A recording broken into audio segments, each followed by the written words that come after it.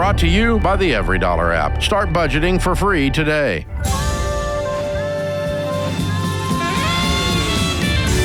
Normal is broke and common sense is weird, so we're here to help you transform your life from the Ramsey Network here in the Fairwinds Credit Union Studio. This is The Ramsey Show. I'm Jade Warshaw. Next to me, Dr. John Delony. We're going to take your calls all hour long. Get involved. We've got Michael, who's in Springfield, Missouri, on line one. Hey, Michael. Hi, how's it going? Doing all right. How can we help?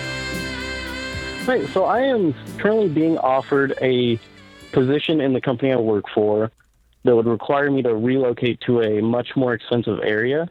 I was just calling to see how much should I push for. I like the company and I like the position, so I don't want to push too hard and have it get offered to somebody else, but I also don't want to undersell myself. So is this something that you're viewing as salary, or is it a moving stipend? Like, how are you viewing the structure of this? So I am paid hourly. The relocation costs would all be paid for the company card that I have. So I would use that, pay for the U-Haul or movers, or however that's done. But is your hourly wage going to stay the same in this new position? That's what I'm asking, is how much I should ask for. We haven't gotten to the negotiation on what the salary would be for it or anything. Do you have a sense of what Do you have a sense of what it is?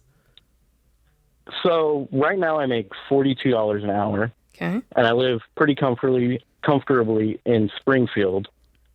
Looking at the area I would be relocating to, rent-wise, it looks like it's about $1,000 to $1,200 more for about the same rental in the area.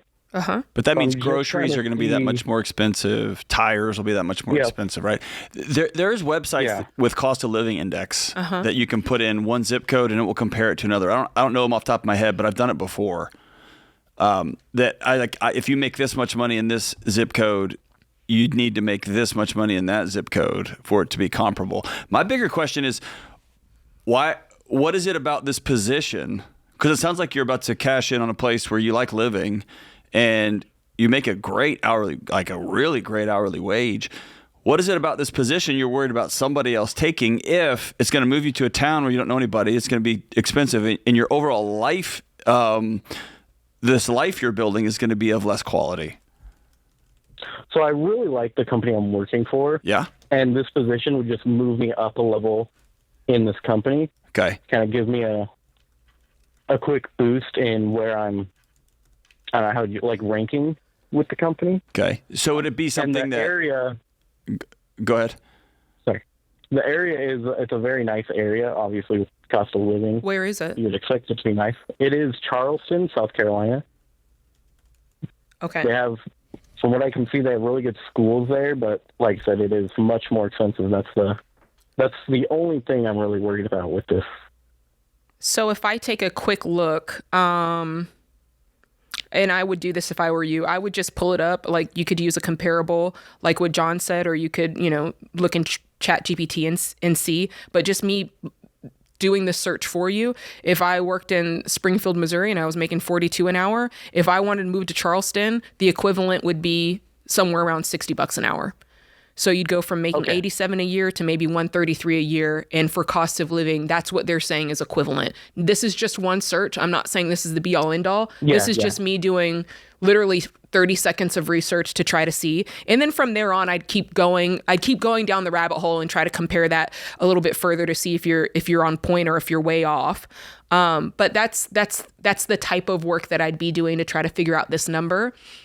And don't leave it to chance. Like, actually look up, you've looked up rents, look up restaurants, look up local expenses, and actually get real numbers in front of you. But again, I want to go back to my original question. I didn't ask it good when I first asked it. My expectation for any company, if you're getting promoted and asked to move across the country, it's going to come with a significant salary change. And so either you haven't asked any questions at all, like you're just kind of flying blind here, or this company's not as great as you think they are. You know what I'm saying? This was brought up to me yesterday, so we haven't. Okay. I'm trying to be have all my notes in line and everything when I when I try to bring this up. My And I listen to you negotiating guys every rules day, when it so comes you guys out, are I my always first ask, thought is there a salary range for this position, or what's this position going to pay? Yeah, it feels far down the line to not know anything about Exactly. salary. And Okay. I'm always cautious when a business comes and says, "Hey, we've identified you for this job, you should take it." They're imposing their set of values on your life. You know what I mean? And it may be that you do the math, and not only the math, but like dude, I've just been there. I've wanted to move up in an organization so bad that I didn't stop and ask myself, what kind of life do I want? And there's places where you'll go where you might have to say, like, I would love to have this job. I'd even love to have this salary, but I don't want that life. Right? Because most companies, man, if they're going to pay you a lot, they're going to expect a lot, and rightfully so. And so you just have to ask yourself, do I want this life more than I like this company, I want to move up this company. But dude, my guess is if they're asking you to move across the company, they're giving you a promotion, they're eyeing you as a future leader of this place, the money should take care of itself. And if they come back and say, we're going to give you $1 an hour extra, then you're going to take a net financial loss, which I'll even say this. I've taken pay cuts to get to the position I wanted or get to the place I wanted because I trusted myself that over the next couple of years I would get to where I wanted to be financially, and that's worked out for me every time. But that's not always the case. And so if you say for 2 years I'll take this salary and as a family we're going to make this sacrifice because it puts me in a position for the next move, that's all fine and good. Just make those decisions clear-eyed. Mm-hmm. Okay. Is it just you, Michael, or do you have a family? I have my niece that lives with me, and I have my son. Okay. Yeah. Just to kind of consolidate everything we just said, the first thing I would do is do what John said. I would just ask, in a fine way, hey, is there a salary range? We've not talked about compensation at all. I just want to get an idea for what that might be. And then you can take that. And yeah, tonight I would go do some research and look further into it. And the biggest thing you want to look at, because we talked about restaurants, we talked about childcare, we talked about apartments, but eventually if this is the job you want, you're going to want to purchase a house. And again, just a quick search, I can see the cost of living for purchasing a home is significantly higher in Charleston than it is in Springfield. So those are the types of things that you want to just have in your back pocket as you're doing that negotiation, so you can really feel confident about what you're asking for and know that you're not asking for something out of just trying to get more money or trying to be greedy or anything like that, but there's a fair basis for what you're asking for and it actually makes sense. How old are you, brother? I'm 27. Okay. I'll be 28 this year. Any supervisor you have, when they're promoting you or you're working on getting another job somewhere, it can feel awkward to ask for a dollar amount.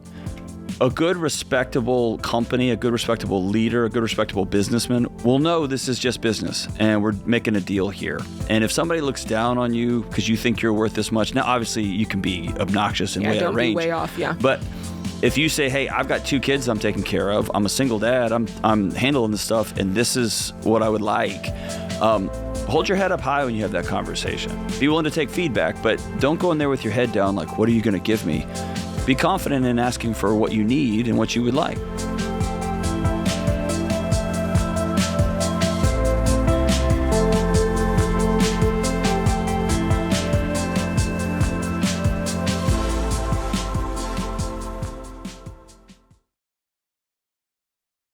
Health insurance is confusing on purpose. You call one company, get transferred 3 times, sit on hold for 45 minutes, and end up more confused than when you started. That's why I recommend Health Trust Financial. They're health insurance advisors who actually get to know your situation and help you find the right coverage for your life and your budget. Healthcare needs change as your life changes. Maybe it's a job change, the birth of a child, a new diagnosis, or you're just trying to have more margin at the end of the month. No matter your situation, Health Trust Financial shops multiple top-rated insurance carriers and helps you understand what you're actually buying. I've trusted Health Trust Financial for over 20 years because they help Ramsey fans make smart healthcare decisions. Go to healthtrustfinancial.com today and talk to a real person without pressure or confusion. That's healthtrustfinancial.com.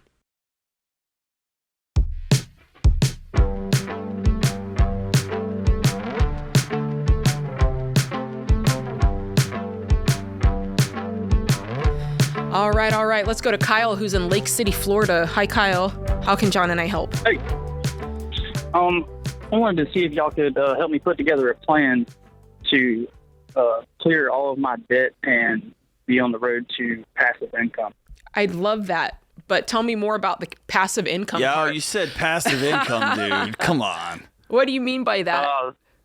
I really would love to own rental properties. Okay, got it. Okay, so tell us where you're at today, and we'll help you come up with a route to financial peace and wealth. I just bought a house 2 weeks ago for $215,000 in Lake City. I do have a little bit of debt. Personal loan is $5,500. I have a little bit of credit card debt between me and my wife. It's around roughly $7,000. Okay. And I think that's all of our debt. Okay. What are you guys making? I'm the only one that works. She stays at home with the kid. I make around roughly $75,000 a year. Okay. And what do you take home currently a month? It differs because I work so much overtime, but anywhere from, I'd say, $4,000 to 36 to 4,200. Okay, 36 to 4,200. That feels a little bit low. Are you pulling out for investing? I do have a Roth IRA set up for my son and myself. Okay. Alrighty then. Okay, so I like your goals. I like the things that you're saying. I like the things that you've already started putting in place, which is I do want to start investing for the future. You clearly know that home ownership is an important part of the equation. The only thing that I would tweak is the order that we're doing this so that you can get the most bang for your buck, number one, and so that you can really be on a firm foundation as far as your financial foundation is considered. So keep that in mind as I lay out for you what I would do if I were in your shoes and what I am doing as someone who is, kind of in your shoes, right? So the first thing that I would do, Kyle, is I would pay off this debt, because as long as you have debt, number one, you have risk in your life. And as long as you're making debt payments, you don't have the full income, your full income at your disposal to use it to build wealth, to use it to buy an income property. Would you agree with that? Correct. Okay. Yes. So that is thing one. So let's figure out, how can we pay off this debt? Do you have any money saved? I do not. Okay. I've kind of I've drained myself moving into this house. Got it. Okay. So that would be my first order of business is I got to pay off this debt. I don't have any savings. So I'm actually in a really precarious situation here. No savings, yes, sir, Mom. Lots of risk. So numero uno is I want to get $1,000 saved. We'd call that baby step one around here. I'm going to tell you about 7 different steps to get you to where you want to be. The first step is $1,000 saved. It's not the be all end all. You're probably thinking, Jade, that's not much at all. It's not. It's just enough that if something happens, the car breaks down, you have a flat tire, something pops up that you forgot about, you don't have to use a credit card or go into debt in order to cover it. Okay. So how quickly do you think, how quickly do you think you could get $1,000 saved? Most people do it in 30 days. Well, I currently own 2 vehicles and I'm trying to sell one of them. So, that would be my emergency fund. Okay. How quickly, how long has the car been for sale? Roughly 2 weeks. 2 weeks. Okay. I like that idea, but I also like you going out and selling something that you can offload quickly, picking up a part-time job, having kind of a backup plan in case the car doesn't sell in the next 2 weeks, because you need that $1,000. And then if you do that, when that car does sell, you can actually use that to start paying off more of this debt. Right? Okay. So these cars that you're selling, what will they bring? I'm trying to sell it for $4,500, but on the low end, it might bring 3. Okay. And then what will you drive? I have a truck. Okay. That's paid off? Yes. Okay.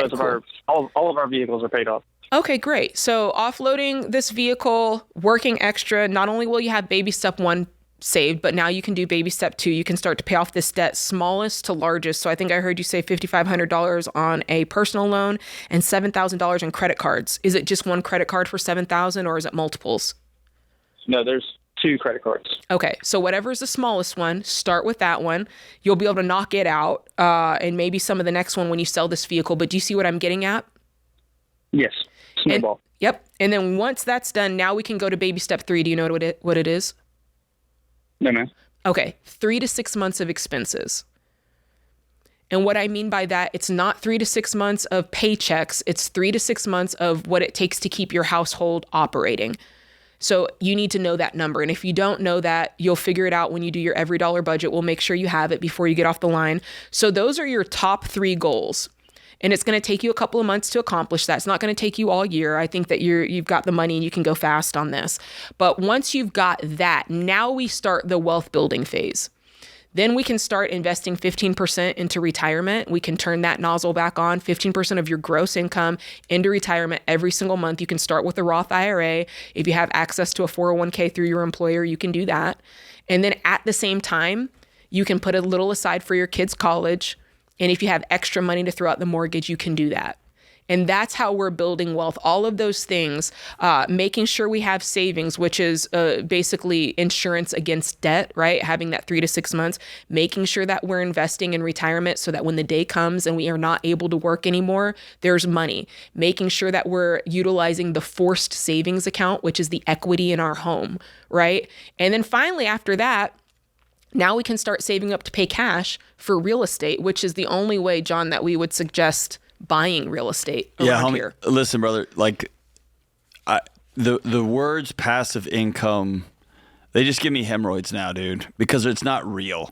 Like if you ask any landlord who's truly invested in their properties, it's a hard life, right? And this idea that you're just going to buy something with no money down. I mean, that's how Dave went bankrupt. Just going to buy something with no money down. And they're just going to make all these payments. Nobody tells you about the roof that goes out or the air conditioner that fails. And if you've bought something with no money down or 5% down and you're trying to just get the renter to cover this, nobody tells you about COVID anymore when they suspended rents for a year or more, depending on where you live. Like it's a recipe for disaster. And so if you save up the money to buy a rental property and you want to have it, that's that's amazing. And that cash will come in and you'll build up a stockpile of cash to replace the roof and the air conditioners and whatnot. But it sounds to me like what you need is to start thinking about, is this a career I want, or can I work side hustles? Can I work jobs on the weekends? Can I build the career I have to create this extra financial margin? Because the fantasy of, I'm just going to buy a bunch of rental properties and just let them set off to the side and they're going to do their own thing, it's just not, for most people, it's just not real, especially if you're in a place where I'm going to get 2 or 3. And I hear that all the time, Jade, but they cash flow. Yeah. And it's like, right now they do. Or if there's a dip in the market and like I went through in 08 and 09, like suddenly the house is worth half of what, right? It just, there's so many variables out there. Absolutely. And it's just this idea that I'm just going to get checks mailed to my house, like Publishers Clearinghouse in the old days, is just not real. Yeah, having the right expectations, I think, going in is so important. I feel like that's what you're laying out. If you think that it's going to be easy, you've set yourself up for failure. And not to say, I mean, there's people out there who do it, right? Yeah, there's people who go about that route. But the truth is, what I laid out for you is a proven plan. It's a proven structure. It's worked for the last 30 years. I did it. George Campbell did it. John Delony did it. We've all done it. And it's worked for us. And not only that, but we talk to folks every day and we see the results of that plan. It's 7 steps. And I didn't get to the last one. The last one is you finally have no debt, no payments. You're able to live and give like no one else. And so if you follow this structure, Kyle, or anybody who's listening, if you follow this, you're going to become a person who's a financially responsible adult. You're going to build wealth, right? The time is going to pass anyway. You're going to build that wealth. You're going to have peace. You're going to have freedom in your finances. And this is the way to do it. This is the way to do it with the least amount of risk and the least amount of friction and the most amount of control over your actual money.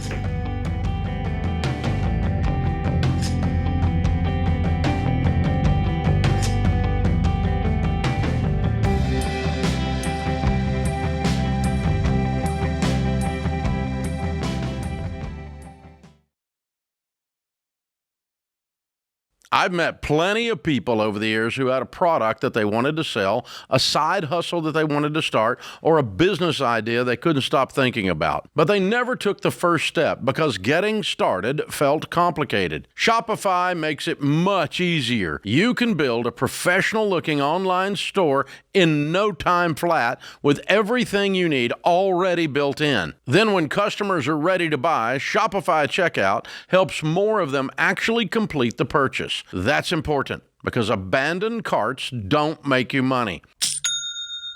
And when you need help, Sidekick, Shopify's built-in AI assistant, can help you troubleshoot, answer questions, and keep making progress. The point is, you don't have to spend your time figuring out what comes next. You can spend your time getting it done. All you need is the idea. Shopify handles the rest. Start your free trial at shopify.com/Ramsey. Shopify.com/Ramsey. That's shopify.com/Ramsey.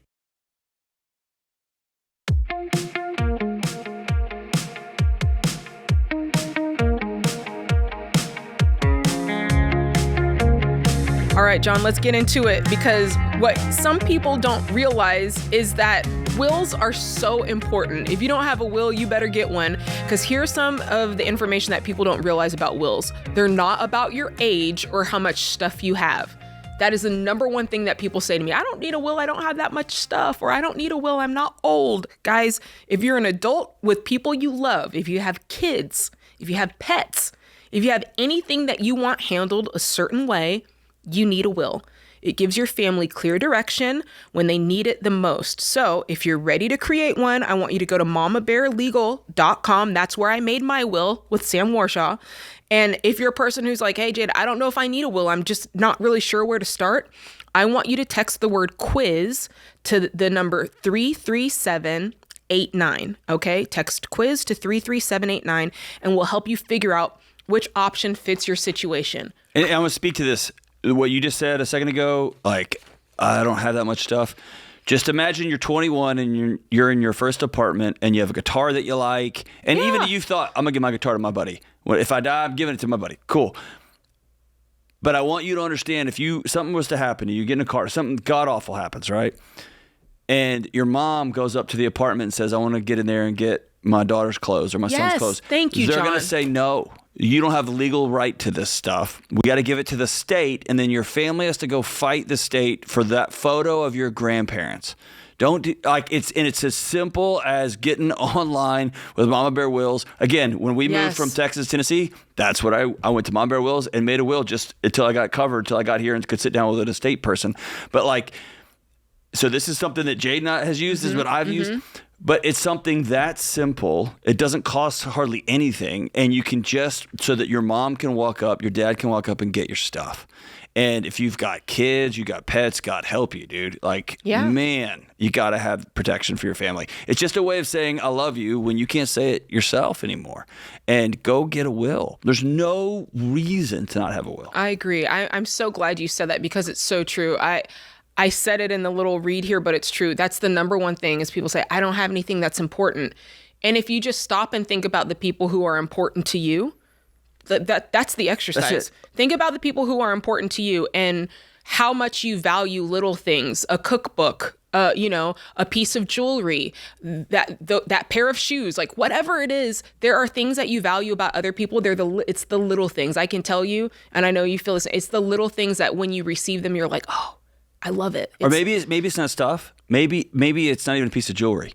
It is giving your folks, your older sister, your younger brother, let them go to your apartment and pack your things up as part of the healing process, right? Yeah. And I know this sounds so morbid, but give them the grace that they don't have to go fight some faceless, nameless bureaucrat or some apartment owner or some rental house owner for an opportunity to grieve. Just get a will done. I don't care who you are. Get a will done, man. I agree. Get one. All right. Yes. My son's not 16. I mean, he's 16. He's not 18. He has a long written out. Here's, you know what I mean? He gave it to me. And when he turns 18, that'll be one of the first things we do is I want you to take ownership of this. And, we should have said this too. If you have children, you're tripping. if you don't have a will, because that is if you don't have a will and you have children, the state will decide what happens with your children. That's right. My buddy John says the only reason to not have a will if you're married with kids is if you hate your spouse and kids. Man, I know that's right. That's the only reason to not have one. Yeah. Okay. So get a will. Get a will. All right. We've made you feel guilty. No. I'm not trying to make you feel guilty. I'm just saying, like, there's just no excuse. It's adulting. It's adulting. 100%. Yeah.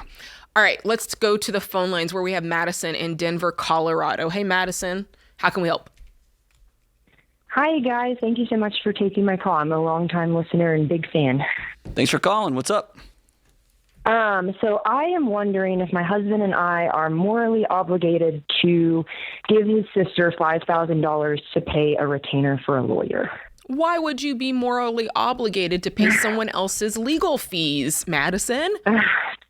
So, little backstory. She got into this relationship about 2 years ago, married the man despite all of our family's warnings, has a 6-month-old baby with him, and he is emotionally and mentally abusive. And so she was kind of having conversations with us about wanting to leave him because of the abuse that was occurring. Mm-hmm. And, in one of those heated family moments, my husband said, if you need money, like, we'll help you out. Like, we'll help you. We're not going to let you fall on your face. And so that was kind of the backstory of the conversation that was had. And then yesterday, she came to my husband asking for $5,000 to pay the retainer. I think initially, I think it's less about the money. We're in a good spot. We're in baby steps 4, 5, and 6. I think his family knows that we do pretty well financially. And we're kind of getting pressure from other family members about, hey, you should give her the money. And I think initially I was on board for that. I didn't think that it would be $5,000. But also I thought that there was going to be behavior change associated with this. And since she has left them, it's been pretty erratic spending. She got back into alcoholism a little bit. And part of me just really feels in my soul that this is a bad choice.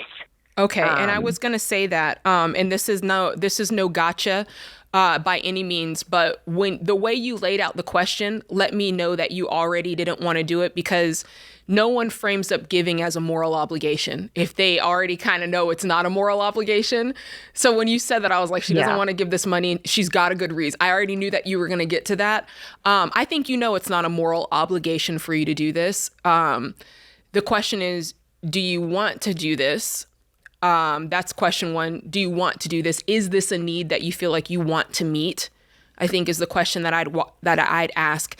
And there's part of this, Madison, that I want to take them, even though they're the people that you would be helping or enabling, deciding on how you want to view this. I want to take them out of the subject for a moment. John, tell me if I'm wrong here. When I look at... Go ahead. Okay. Let me lay it out. Yeah. When I look at this, I see people that you love and people that you love struggling, right? And so it's hard to watch people that you love struggling.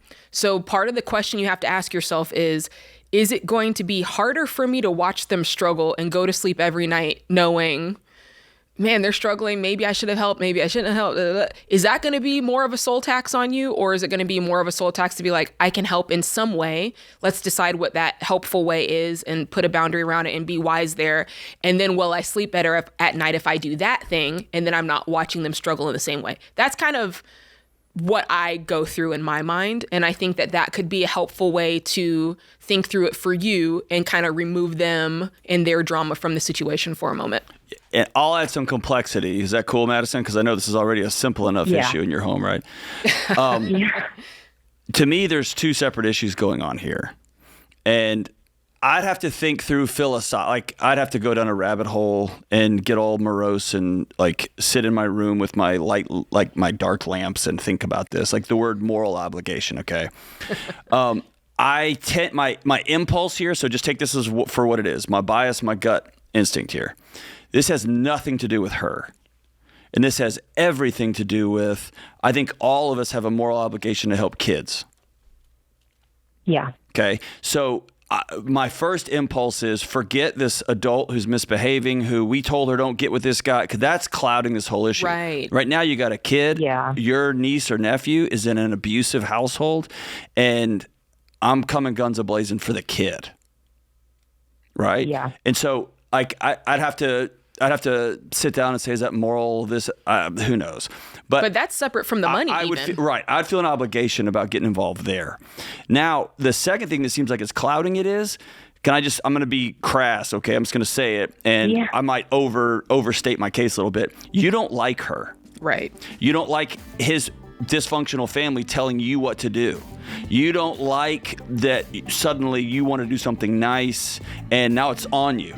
And your husband's the one who said, we'll help you and do whatever. So he laid it out.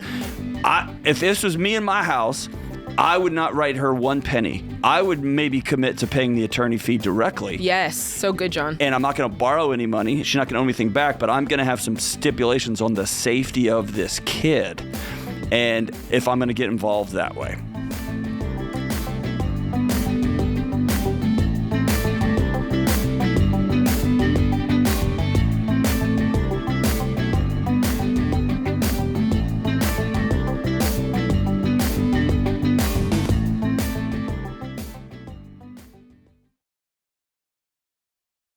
Hey, this is Dr. John Delony. Sleep is a huge deal to me because better sleep means better health. And if you've been losing sleep or waking up twisted up and sore because of some old, thin, gross mattress that wasn't designed with you in mind, I want you to start caring more about your sleep and your mattress too. When it comes to mattresses, I love Helix mattresses. They make mattresses for real individual people. Whether you're a side sleeper, a back sleeper, if you sleep hot, or if your partner and you have completely different sleep needs, Helix has mattresses designed just for you. I want you to get online and take the Helix Sleep Quiz. It takes like 2 minutes, and they're going to match you with the perfect mattress just for you and how you actually sleep. Go to helixsleep.com/Ramsey for early access to their Labor Day sale and save 20% off site-wide. Now's the time to change. That's Helix, Helix, helixsleep.com/Ramsey.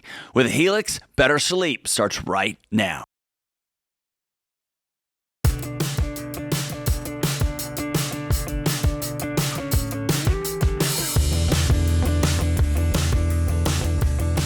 All right, let's get right back into it where we have Andy, who's in Rochester, Minnesota. What's up, Andy? Oh, not too bad. How are you guys? Doing all right. How can we help today? I may have created a savings monster out of my husband, and he is just anxious that we aren't saving enough for retirement. Oh. And I feel like we are, and I feel like we're in a good spot where we can kind of pull back a little bit. Okay, let's do something that's very culturally out of step. Okay? For you and your husband, let's stop feeling for a second and let's just look at math. Because investment's a math problem. It's a number.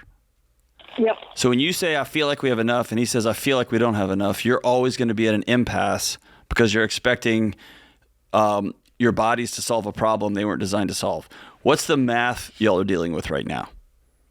So over the last couple of years, we've paid off over $400,000. Wow. Yeah. So Congrats. we just kept that. I know it's been kind of wild. Is that including a mortgage? Left, no, that does not include a mortgage. Wow. That was student loans, a car. Girlfriend, this is a very exclusive club that you're in. Way to go. Yeah. So we just kept that intensity and just threw all the money we were at debt into investing because we're like, we don't have kids. We're, freewheeling it. So wow. So what do you currently have in investing? About $1 million. Wow. Okay. And, now that we have 2 kids, it would be great not to live off of like $3,200 a month and just sure. have a little more to live off of. What do y'all both, what's your combined take-home income? About $180. Okay. And how old are you guys? So I'm 32 and my husband is 42. Oh my gosh. And he's concerned that you're not going to have enough money for retirement. How much does he think that you need for retirement? Does he have a number in his mind, or is it an ever-moving goalpost? It seems to be an ever-moving goalpost. He's like, I want to create generational wealth for our kids. I don't want our kids to ever worry about having to care for us. Uh-huh. Well, if he keeps on this pace, he's not going to have to worry about that because they're not going to know him and they're not going to feel an obligation to care for him. And if he has a goal, he can honor you both by making it a clear goal. I want to have $33 million. I want to have $25 million. I want to have 15, right? He can say what he wants in a complete way. Do you know what I mean? Versus it being, I don't know when we'll get there, but we got to get there. Because he's chasing a feeling. I want to say something, and I want Jade to push back if I'm wrong, okay? Are you ready? Ready for this, Andy? Jade, I have a struggle, and this is a personal struggle, because I've made this mistake, I think is a mistake in my own house. When I'm married, we have goals for what we want our life to look like now and down the road. Right.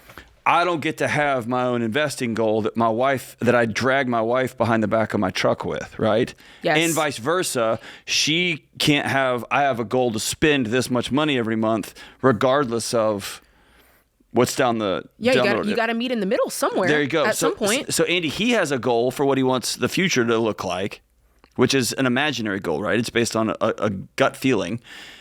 And y'all have to sit down and create where y'all want to be. Right? Because if he has a goal of generational wealth and you have a goal of relational wealth, you want your kids to have these wild, fun memories with the two of you. When they think of their dad and they're off at college, they want to smile real big and they can't wait to come home and hug his neck. Like, those things are going to be incompatible at some point. Right? So we have to say, what is that going to look like in the present tense and in the future? You get what I'm saying? Yeah. So let's put some numbers around this in a way that I think you can bring this to him and make sense and know that you've done your homework, okay? So I hear what you're saying, and I agree with you. I think at this point, with the money that you've earned, with the debt you've paid off and the wealth that you've built, yeah, I think that there might be some pulling off of the gas pedal that you can do. That being said, let's pretend you did it the Ramsey way and you only invested 15%. I don't know. It sounds like maybe you're investing more than 15%. Is that true? Yeah, we're probably closer to 40 to 50. Okay, and that's outrageous. So let me just let's bring this to your husband. What's your husband's name? Andy. His name's Andy too? Yeah, we're Andy squared. Oh, your house is awesome. Now wait one sec. Okay, Andy's. You already have $1 million in retirement. Let's pretend that you just continue to contribute 15%, right? So around $2,200 a month. Maybe you did $3,000 a month. And you're only in your 30s, 30 and 32, I think I heard you say.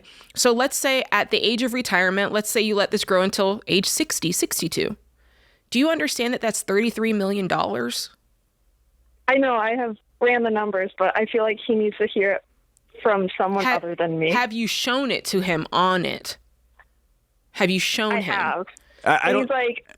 And then when you say, okay, here's the math. How much money do you think, based on your math, do we need to retire comfortably and build generational wealth? Challenge him on that level based on your math, not your feelings. Show me the math that you believe, the numbers that we need, so that we can understand this on a numerical level, not just a feelings level. Because you disagree on feelings. You feel one way, he feels another way. But we can all agree on math because math doesn't lie, right?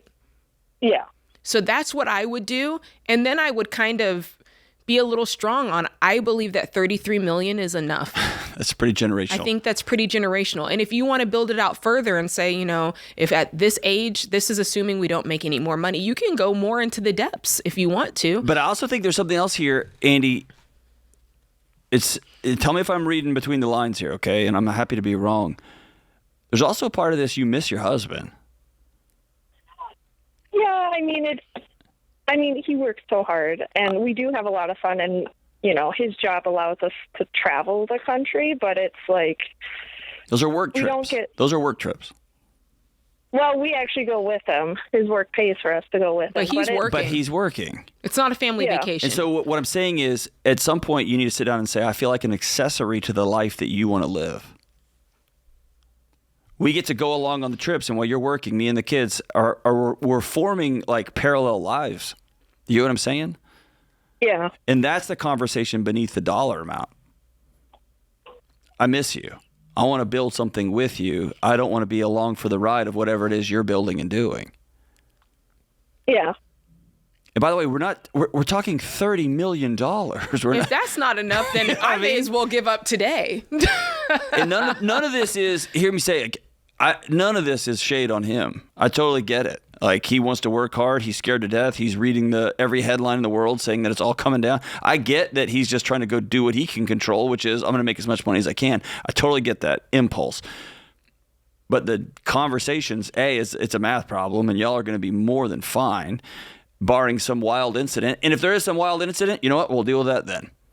But beneath that is, y'all have 2 kids. Y'all have a different life now, and we have to rebuild our marriage the way we want to build it. And right now, it sounds like you're living the life that he's hell-bent on creating. And that's a lonely place to live. Even if you get to go on cool trips, but you don't get to do trips together. You get what I'm saying? Yeah. Am I right or am I off?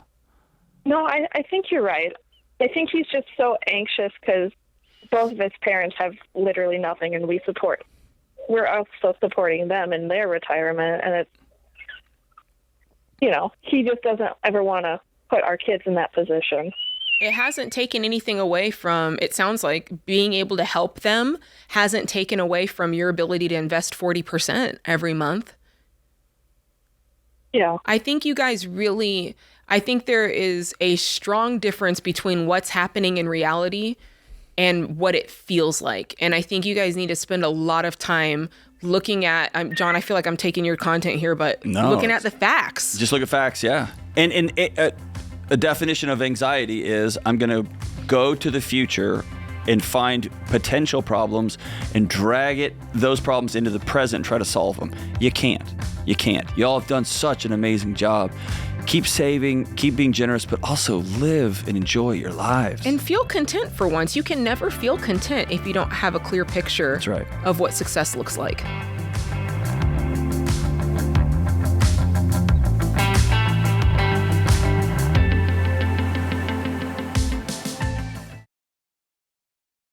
Let me tell you what I get asked all the time. When should I get term life insurance? How much do I need? Is it affordable? Those are the right questions to be asking. So let's take a quick review. The fact is, term life isn't a baby step. So if anyone is dependent on your income, you need to have 10 to 12 times your income in life insurance now. And most people are surprised by how affordable term life really is, even if you're not in perfect health. Look, I understand the hesitation, since most insurance companies make it more of a hassle than it needs to be. Not at Xander Insurance. They're not an insurance company. They're a broker that works for you. That means they'll shop and compare the top term life companies to find the most competitive options on the coverage for your family. For almost 30 years, I've recommended Xander for straight answers, competitive rates, and coverage that actually protects your family. Call 800-356-4282 or go to Xander.com for a quick and easy quote. That's Xander.com.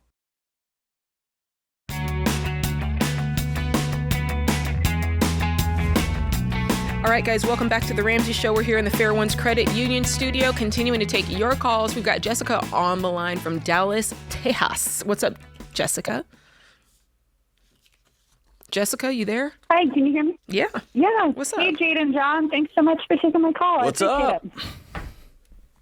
I need your help making a decision. My husband and I are very indecisive, and so we need you all to tell us what to do. Unfortunately... We're good at telling people what to do. Well, thank you. Unfortunately, my husband lost his job last week. Oh, no. And was laid off. Yeah. Thanks to the Ramsey plan, though, we're in good shape. Okay. But we do have an upcoming trip to Hawaii coming in October. I'm just kind of stuck. I'm not sure if we should go or not. I understand that. Let's take... We'll get to the emotional part because that's big. let's be crass and just talk math. So if y'all have no debt and you have $1 million in cash in the bank, or not, that was dumb. If you have $250,000 in the bank and this trip is going to cost $10,000, that's one thing. If y'all are newly debt free but you still have your mortgage and it's going to be pretty tight, that's a different thing, right? So where are y'all financially? So we are debt-free except for our mortgage. Okay. And I will say the trip is paid for, like our flights and hotels paid for. So this is basically just our spending money and boarding our dogs. So I'm thinking around $3,000 for those two things. Okay. I work, so I bring home around $5,600 a month. Okay. And my husband is he's being paid through August, and then in September he's receiving a lump sum settlement of $40,000 before taxes. Okay, so he's getting $40,000. What other emergency funds do you have? We have $21,000 in like the designated emergency fund, and then we have about $25,000 in various other sinking funds for things that we would be able to access, in the case of a emergency or, if we were really in a bind. The biggest part of this is your income, the $5,600 a month. Can your household run on $5,600? I mean, I know it might not have all the bells and whistles, but can you guys live on that without having to touch other money?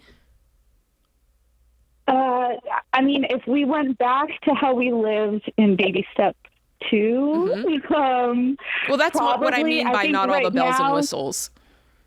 Yeah. You could pay the mortgage, keep everything running. You may not be able to take as many vacations, may do as much shopping or eating out, right? But everything can keep going on the $5,600. I mean, realistically, it's around $7,500. But if I needed to, we could walk that back even more. I think you should do that regardless with a job loss. Yes. And here's why. There's the math problem part, but there's also the you're in a big storm. And so I would it's a thing you could control when things feel like they're out of control. And so just the exercise of you and him sitting down saying, okay, our lives have changed drastically for this season. Let's control. Well, one thing we can control is how much we go out. And one thing we can, and it helps you metabolize this loss. And it's a loss. Getting laid off out of nowhere is a loss, right? And you can't control when the next job is going to hit. That's right. He's going to get a new job. We just don't know when. And going back to the trip, especially going back to that Hawaii trip, I appreciate that the flights and everything like that are paid for. But I don't think that the trip is going to change your life if you go or if you don't go. But if you choose to go, which I think is probably okay. I would, yeah. I don't think you're going to enjoy the trip if you haven't done the math that John and I are talking about. If you don't feel good knowing, hey, we can exist on the $5,600. We did it before. We'll do it again. This is how we'll do it. We've already looked at the plan. I think if you know all of that, then you'll be able to go and you'll actually be able to relax on the beach. Yeah. And I also don't, y'all are in the grief stage here. It's like if you lose somebody close to you, there's that sense when it happens, I'm never going to laugh again. Like the thought of doing something fun down the road seems absurd. The truth is y'all have set yourself up. You've already paid for 90% of this trip. You're going to have $100,000 cash between the $40,000 that you get paid and your emergency funds and sinking funds. Y'all are going to be okay financially. But don't make a decision right this second in that smoke, in that haze of grief on something 3 or 4 or 5 months away from now. Sure. Does that make sense? What's his prospects look like for getting another job? I mean, he started looking, the day that it happened. He does have an interview this week already. Great. He was laid off about 5 or 6 years ago, and it did take about 7 months for him to find something. And so, okay, what was that like for y'all? What I'm worried about. What was that like? Forget the money part of it. What was it like in your home with a guy who's been searching for 7 months? Yeah, not fun. Okay. It's exactly right. I recommend to any of my buddies who get laid off to go get a something job. Yeah. Go do something and be hustling all the time to get interviews and all that kind of stuff. And a something job will let you go, right? I'm not talking about something that's going to cage you up from 8 to 5. I'm talking about just go get a job, something you have to get up, you have to shave, you have to shower, you have to get up and go move, say hi to people. And it just helps you walk a little taller. And when you have those interviews, you're a different version of yourself because you're productive, you're contributing to your house, you're doing a thing. You get what I'm saying? So even if you said, I need you to go make $2,000 a month, and we're going to keep our life exactly the way it is right now. Yeah. Like there's a psychological benefit to him inside of his own skin, inside of his own house, inside of his own marriage that's going to be way more important than that $2,000 he brings home. Right, because then hey, no matter what, I've still got this $86,000 bank, in the bank. I've still got savings. We're still keeping our normal lifestyle going. I'm just looking for a job. There's not. Yes, he's going to feel pressure, but there's not the same financial pressure riding on it every single day. And that does show up in interviews, and that does show up in how you, show up to these opportunities. And let me tell you this. Y'all have kids? We have one, yeah. Okay, how old? 12. 12. Perfect. I have a vivid memory of an older man at my church who got laid off from his corporate exec job. The following week, he became the church's janitor, and he did that for a year. He was there on Wednesday nights till late. He was there on Saturdays cleaning up the building. I'm going to go do something. And then he got paid pittance. But in that year, he began to ask himself what's important, what's the math on this, what's the emotion, that just heartbreak of getting laid off. And he went and got a teaching certificate and became a teacher. And I remember seeing him at the fair to go get a teaching job, and he changed his whole life. But that, as a young person, that was instilled in me as, that's what men do when you get laid off. You go do the next job, and then you might have a chance to change your career. So this is going to be a blessing for your 12-year-old to watch too.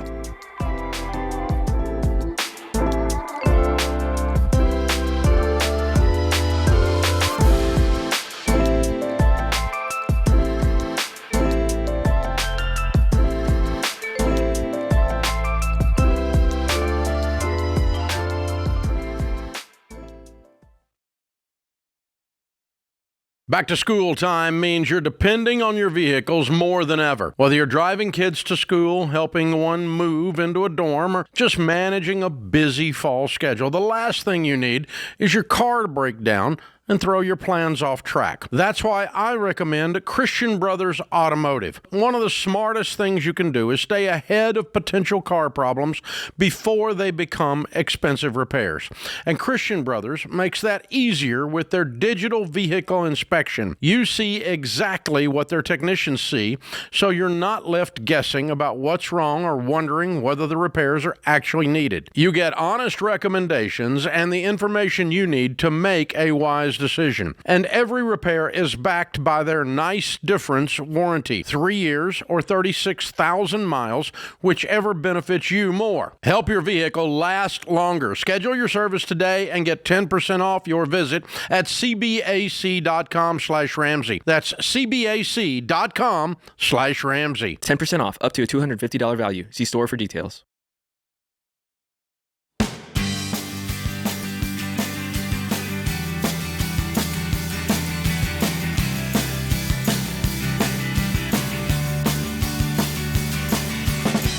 The truth is, guys, we wish we could get to every call and question here on The Ramsey Show, but that's just not possible. So if you do have a money question and want an answer for your situation, go ahead and head on over to our website and use the Ask Ramsey tool. Ask Ramsey is our free AI tool that's built and trained on proven Ramsey principles. So that means you'll get an answer the same way that we'd answer it right here on the show. So ask your question today at RamseySolutions.com, or just click the link in the description if you're listening on podcast or YouTube. Alrighty then. Sarah's in New York. What's up, Sarah? Hi, thank you for taking my call. You bet. I have a job offer on the table that I have not accepted because there's a caveat for buying a car. So I currently make $85,000. When I started, we were in a commission base where we got just under $35,000 when we were hitting plan. The new position is a 140 base, and they're guaranteeing the salary for a year. So the first year is going to be 170. Both my cars are paid off. But neither of my cars qualify. They want a 2023 or newer, and they're giving $750 a month for the car. But I don't have enough to buy something that's not new. And I'm in baby step 2. Are they asking you to buy a new car because they've done some sort of matrix algorithm for reliability, or is this vanity? It's a sales job. It's a sales job. So I would need to put customers in my car. They are not offering a fleet car. So I would need to bring physicians with me places. Okay. So they want you to be fancy. So my 2014 is not going to be cutting it. How long will they pay you $750 a month? That is the entire time you work there. Everybody gets that amount, whether your car is paid off or not, and it also, covers maintenance and insurance and whatnot. So I did some math. I can get a payment for under $300 a month. So obviously it's below, but it's still taking out debt. Yeah. The risk is on you. Well, I remember the heartbreaking conversation between a buddy who took an executive job that came with a car, that came with all this stuff, and when things got tight at the company, the first thing that went was car stipends. That is my worry. I remember that conversation because I was like, oh, dude, you should probably not work there anymore. Not because of, but just if they're going to tell you, here's what we're going to pay you, and suddenly they start taking off dollars and cents and then say, no, that was a perk. That's not a place I trust. So anyway. So let's think through this for a second. So is it just you, or is your husband too, or? My husband as well, but we have 2 young kids, so he's mostly home. He's bringing in maybe $700 on the side. It's not a ton. Okay. Both our kids are too young for preschool, so we saved on daycare. Tell me about your current vehicles. What do you have right now? 2014 Chevy Malibu, 2017 Hyundai Sonata. 2017. Okay. So two small cars, nothing crazy. And are they paid off, or you're still working to pay them off? Yeah. Fully paid off. Neither of them are worth more than a couple grand. They both have high mileage. Okay. So what I'd be looking for, what I'd be thinking about, when does this job start, by the way? When do you have to, what's the timeline here? I have to accept by Friday. Oh, Lordy. Well, yes. Let's, and it doesn't start until October. So I do have a little bit of time, and we do have a sinking fund for a car. It's about $3,000, just under $3,000 right now. Okay. So I could potentially get something. I just don't know if I can get something. Here's what I'd be noodling around with my husband to see if we want to do this. I'd be looking, you said it's got to be a 2023. Was there a mileage thing on it, or just needed to be a 2023? No mileage requirements. Okay. They have a small to mid-size SUV. They want to be able to fit enough customers in the car, so it's like they want 4 seats minimum. 4 seats minimum. No 2-seater, no coupe. Yeah. Okay. So I'd be scouring the interwebs for what that is, and it can have high mileage, and you can get it at a deal. And over time, if you wanted to, and this is if you want to do this deal, then at that point you're paying cash for something, and they're paying you a stipend, $750 a month. You're not going into a car note. I in no way would go into debt or a car note to do this, because they are I don't know who this company is, but I guarantee you they have millions and millions and millions and millions of dollars. And for some strange reason, they're putting $30,000 of risk on you. And that's just not okay with me. That bothers me, because I'm like, you've got the money. Why are you putting the risk on little old me, right? So I certainly would not go into debt over this. But if you're thinking, hey, we can cash flow this, and for me to make $170,000 a year instead of $85 is a good deal, and everything else looks good, that would be my only caveat is let me go on Auto Trader or wherever I can find, and let me find something from 2023 that fits the seating requirements, that's got a ton of miles on it, that I can drive for a little while, that's not costing me an arm and a leg because they're out there. And let me price that out and see, okay, I've already got $3,000. Can I find anything for 8 or 10? Or between now and October, between now and October. I'm even okay if y'all are on baby step 2, if y'all want to pause and stack cash. And okay. Yeah, we've pretty much paid off everything. We have like $5,000 left on credit cards. That's okay. It. So we have a good chunk that we've been dropping. I'm okay if y'all want to pause and just say, okay, from August until October, can we put aside several grand a month? Can we get there? And I like Jade's like finding a nice used Toyota, used Lexus, like with real high miles on it. You can get a deal. Yeah. I've seen a couple of things on here that might be possible. And have a plan that in 1 year, that car rolls over to your husband who's driving the kids around, and you'll have saved up enough to buy yourself another nice car. Okay. I appreciate it. Thank you so much. Yeah, there's a really cool, go on kbb.com and you can find the 10 best used SUVs under $10,000. And I think that's a really great place to start and just to get some answers on what you need. But I want to, Jade, what you said is super important. Some actuary in a back room made the case, you know what?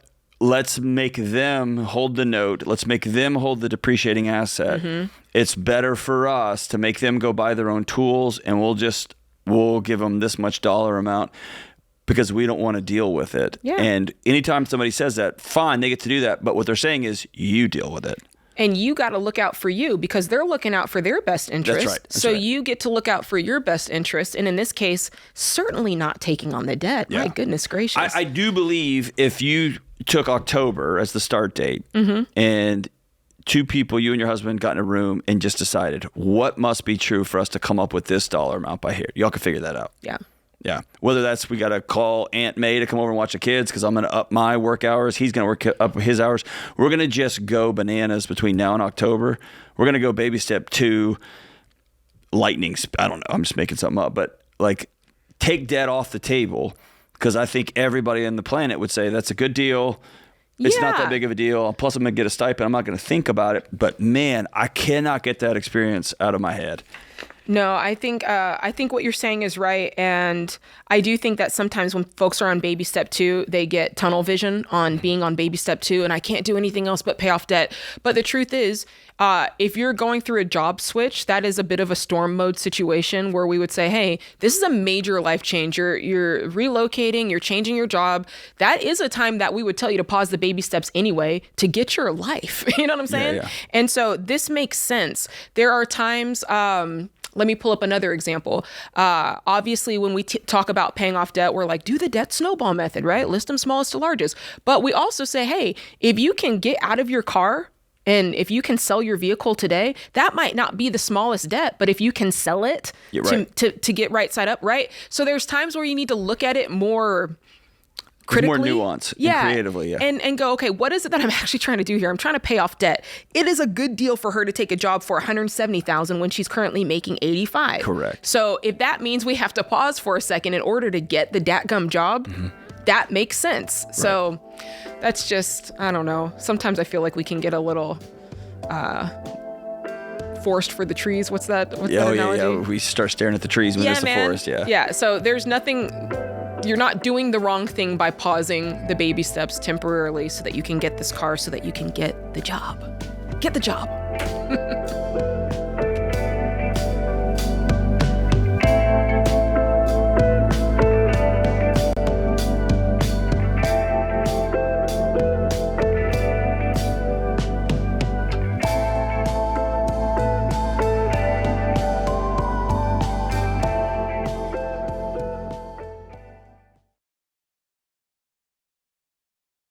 A lot of banks are happy to hold your money, but Fairwinds Credit Union helps you make progress. Most people spend years focusing on their financial goals and never stop to ask whether their bank is helping them get there or just holding on to their money. The real goal is building an emergency fund, paying cash for your next car, saving for a home, looking at your finances and actually feeling some peace. That's why I love Fairwinds. Their Smart Bundle gives you up to 10 free high-yield savings accounts to help you stay organized as you save for different goals. Plus, early direct deposit and no monthly fees.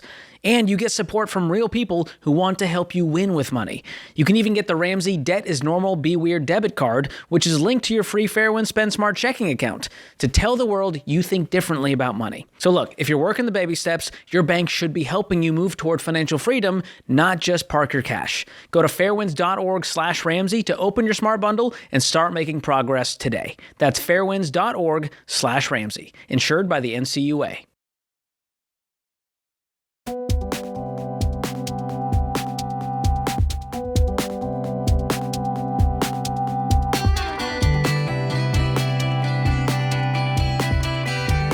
Welcome back to the Ramsey Show. Let's go straight to Sharon, who's in Jacksonville, Florida. Hi, Sharon. You're on the line. Hi.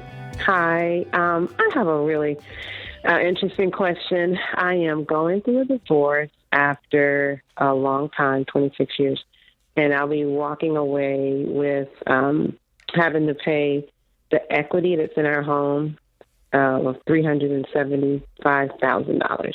Wow. And so I haven't had any major debt in a long time. So I'm trying to figure out if I have a balance on the current mortgage at $90,000, and it has a 1.625 interest rate. Oof. Oh my gosh! What's it worth? It's worth $950.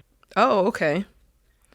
But so I was thinking about doing a cash out refi, but the new interest rates are 6.275. Yep. Yeah. Yeah, that's the world you find yourself in. What is it about this house that you want to hang on to? I mean, I've been living in here for 15 years, and I know I don't think I would want to rent. Sure. So it would. Well, you wouldn't have to rent. Yeah, if you sold it for $900, you pay off your $90, and you're down to I'm just going to do easy math. You're down to $800. You paid the $375, and now you've got, after realtor fees, you've got $400,000 in cash to go do whatever you want. Right, but then if I go buy another house, then I'm going to have to buy it at these new market rates. Yes. Or you go write a check for the fanciest condo in the block, and you don't have yard maintenance or house maintenance or anything like that. And I want to halt real quick before we go forward, because I think that this is going to be really important to have this mindset going through this conversation. Things are going to change. Yeah. You're divorced now. That's a huge change. So having a changed interest rate is probably one of the smaller changes that you're going to experience, right? So I want you to approach the conversation knowing that there's a lot that's going to change. Interest rates is kind of par for the course on this. Or so here's another way does to say that it. make sense? Everything in your old life is over. And that's hard to metabolize, especially if you didn't ask for this divorce, if you didn't want it and it's been thrown on you, or if you did ask for it and you just wanted to keep your regular life just minus your marriage. Everything is different now. And I see a lot of folks want to hang on to their house because it's where they've lived forever. It's where the kids are. I want to try to keep a semblance of my old life while also dealing with this huge schism. And I guess what I wanted to tell you, Jay's trying to tell you, the life you had is over. And if part of your new life includes this house, great. We'll help you get there. But it is going to come at a significant cost. Things are going to be different. How do you, what is your take-home income for a year? Yeah, about $200,000. Okay. Excellent. After taxes, yeah. So you're doing great financially. Yeah, I can afford it. Mm-hmm. I haven't had debt in so long. Well, major debt. The only debt I really have is a $30,000 remaining on a vehicle loan. I know how y'all love vehicle loans, but I have $30,000 left. I got $550 in TSP, $100,000 in a Roth IRA, $96,000 in an annuity, and about $50,000 cash. Wow, great job. Yeah, you're doing great. I really think that I think what John said is really true, and take some moments to think about that. If you end up keeping this house, you do the cash out refi, you refinance at current rates, 15-year fixed rate. Yeah, you're going to have a higher interest rate, but you're going to get to keep your house. So there's the trade-off, right? You're deciding this is worth doing that action, right? So you do that trade-off. Or your other option is, you know what? Yeah, fresh start sounds good. I'm going to take my cash, my $375,000, my $400,000. Maybe I'll see if I can find something in cash that fits my needs. Maybe I will rent for a season, save up a little bit with it, and then do something in cash. Or maybe I'll use it as a down payment on what I want, right? Those are the options. all of them are a trade-off in some form or fashion, and your choice gets to truly be, which one do I want? And I think that if you can frame it like, I get to choose, that's kind of cool. It's not being forced on me. I think that's a good mindset to try to approach this. I've been married 24 years, and I'm trying to put myself in your seat. I think the last thing I would want to do is walk back into that house. But that's just me. I know everybody's different, but I would want a completely clean slate if this was happening this way. How long do you have? Yeah. How long do you have before he needs to get the $375,000 payout? September 1st. So I did start the process of a cash out refi. Of course, I'm not necessarily bound to it, but man, it's just. Do you want to have a lot has changed. What basically be a $450,000 mortgage at 6.25%? Yeah, I know. That's the thing. Psychologically, just knowing that we're already down to 90,000 and can quickly pay it off and have the lowest interest rate ever, and now paying 5 times. I mean, that's a grief. That is something 100%. Yeah, sharing to grieve, because that's tough to internalize. Just hearing you say it, that is something that you guys probably fought together to get to build that level of wealth, and then it feels like it's kind of ripped out from under you. Hearing you say it makes me sad for you. Yeah. But if a thing you found yourself wanting or heading towards, and this was a light at the end of the tunnel, was freedom, this financial freedom, versus a $900,000 house, right? Then if you want to pursue freedom, then sell the house, take the $375,000 plus some cash you have in reserves, and take out a $100,000 mortgage, buy a $500,000 house, and have it paid off in a year or two, right? And it's going to be a different house, and it's not going to be as big, but you can get a smaller house that's still got all the amenities on the inside for $500,000, and you're taking out a much smaller loan than 4.5. You know what I mean? You're 90 plus this 375 at a high interest rate. It just depends on what kind of life you want moving forward. Yeah, Sharon, how old are you? 54. 54. Here's what I would do. We're talking a lot of concepts and ideas. What I would do tonight is I would go and I would look in my area, and I'd say, okay, what's it cost for my needs as they are today? What do I need? What is it that I want? Write that down on paper. What do I want in a home? And then start looking and seeing, what does that cost? And then let's start putting some closer numbers to the math. Okay, if I sell this, if I get what I want for the house, after I give them the cash out, after closing, after fees, what realistically would I take home? And put some real numbers around that. And then think, okay, this annuity, I could probably take some of that money, take some of that $96,000 and add it to my down payment. It's not a wonderful investment anyway, so it'd be better invested in a piece of real estate. And so you've got options here. I think if you put a little bit more due diligence to the actual numbers, I think you're going to come out with what John was saying, which is how to get to that same place of peace, financial freedom that you had before. It's just going to look a little different. And while you're doing that math, ask yourself, look at a blank sheet of paper and ask yourself, what kind of life do I want to have now? Probably the most common conversation I have with folks who are going through divorce or just on the other side of divorce is parsing through, like I said earlier, I'm trying to hang on to the old life I had, drive the same cars, live in the same neighborhood, and there's something powerful about exhaling and just getting real, real sad. That life is over, and now I'm in the driver's seat of what comes next. What kind of life do I actually want to have? And that's when you ask yourself the things about yard maintenance. And you may love mowing the lawn. You may love doing flowers, and so that's going to be cool. You may say, you know what? I've hated doing the lawn. And in this new life at 54, I'm basically Control-Alt-Deleting. I don't want that. I want to do something else. And so, but it gives you space when you realize, I'm trying to hang on to little shards of my old life and just saying, And in that process, if you say, here's the life I want to create now at 54 by myself, I got a killer income, I got lots of resources and margin, I've worked my butt off over the last 25 years to give myself this margin, and you say, no, I want this house. I love this house. I want my grandkids to come grow up in this house. then awesome. That's going to come at a cost. All like Jade, what you said is perfect. All these decisions come with trades. And instead of making the trades from a place of weakness, make them from a place of, this is the life I want to have. And then I'm going to make trades in that direction.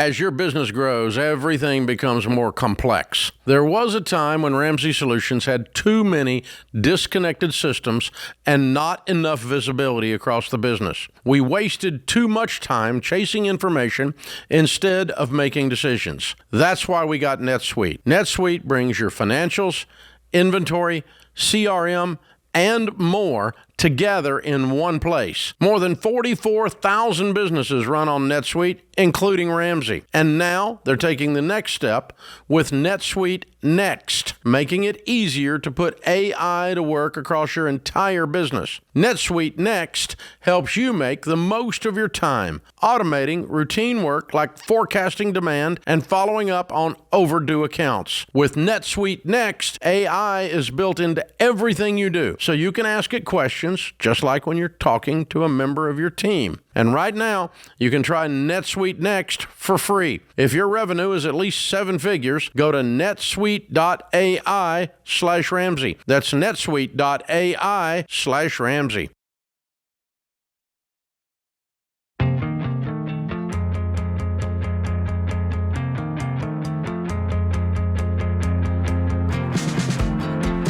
All right, my friends, the truth is we want to hear from you guys.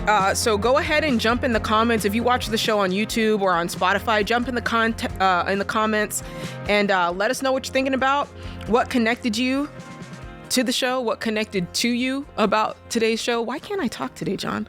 What connected with you about today's show? That's what I'm trying to say. I'm a good-looking guy, and it has that effect on people. What? Never mind. She's like, ain't that good looking. What are you saying?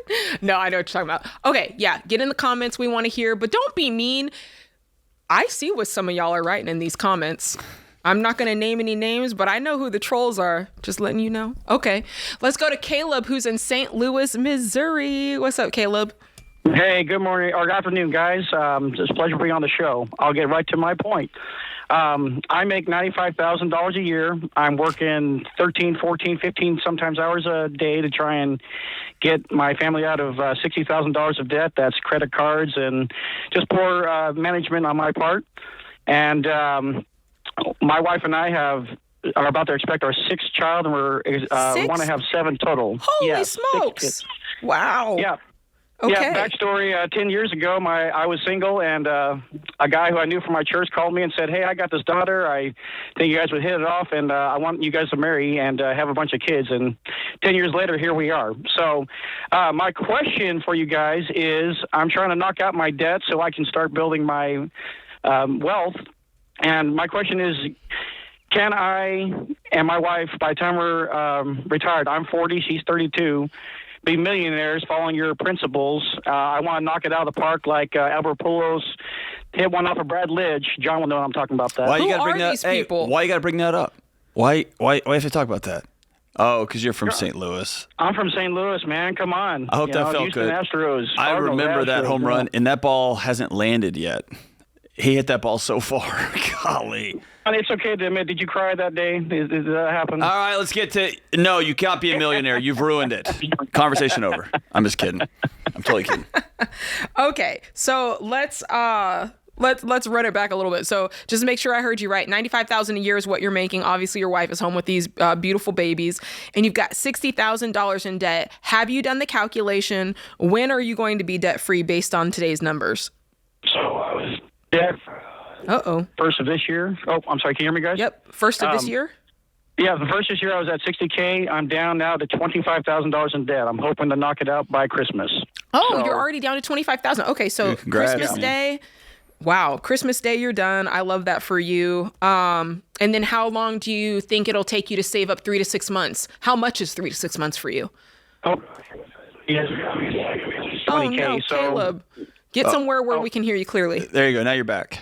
Okay, sorry guys, I'm not moving. That's all right. Yeah, I would say it's probably going to take after Christmas probably about 3 to 4 months to get my 6 months of income saved. Okay, good. And so then from there on, I mean, you know how this goes. We start baby step 4, which is you investing 15% of your gross income. Do you guys have any money in retirement at this point?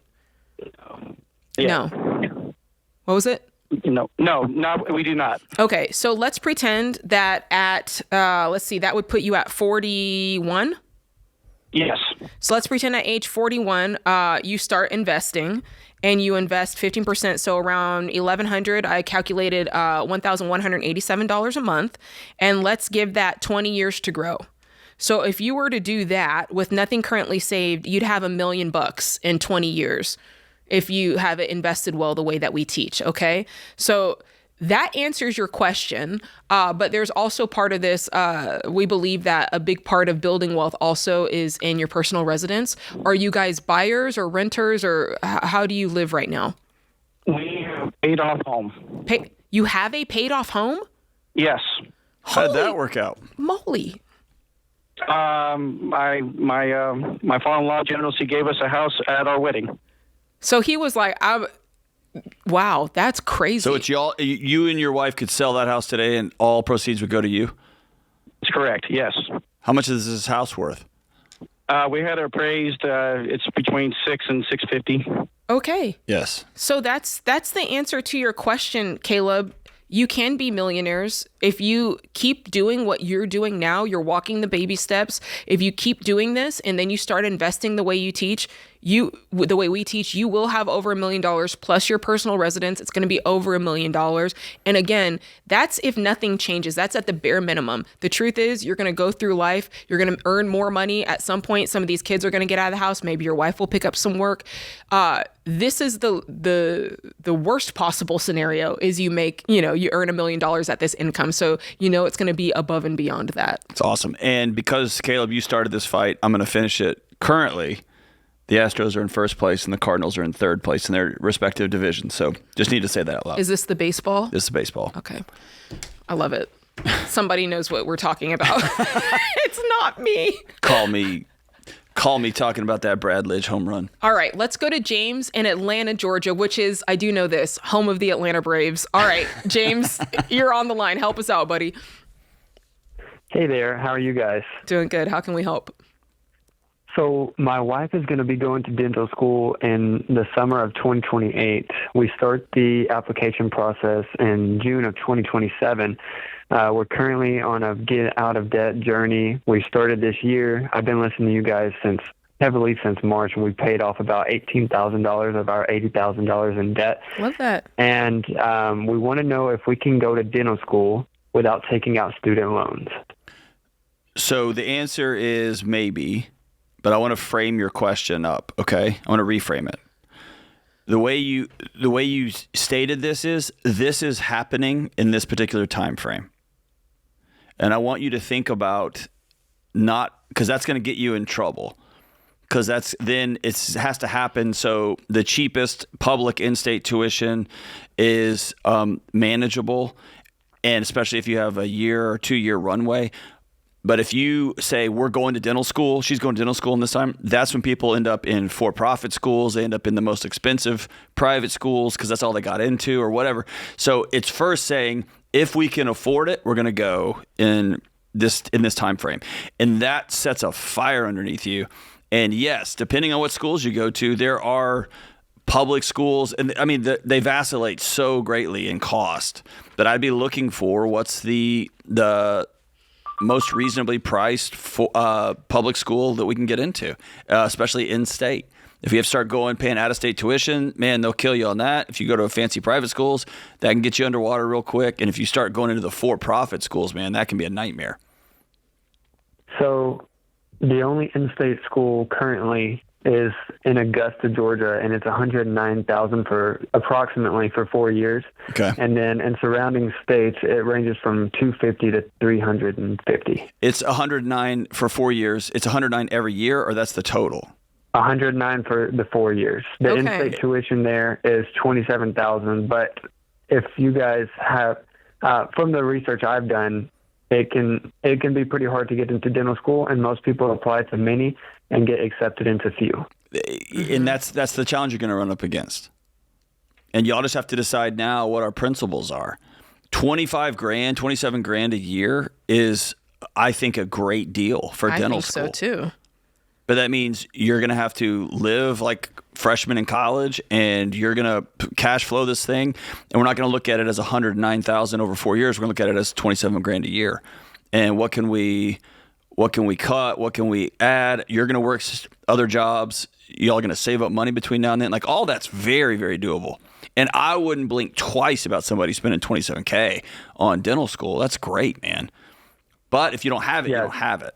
And I do get you described the exact trap. I've just sat with students in all sorts of medical helping professions over the years. They're so desperate to get in that they end up getting in a place that they just simply can't afford. Yeah, that's a really good point. I think the two caveats here is I would make sure the debt is paid off first. Yes. Because that's the only way you're going to have the margin to be able to really save up the $2,200 or whatever it is every month to pay for this. And the other thing is, what is your job? What are you doing? Because while she's in school, she ain't working. Right. So that means you're going to have to bring in enough money to float the boat and pay for tuition, which I think you can do. You just have to be very intentional.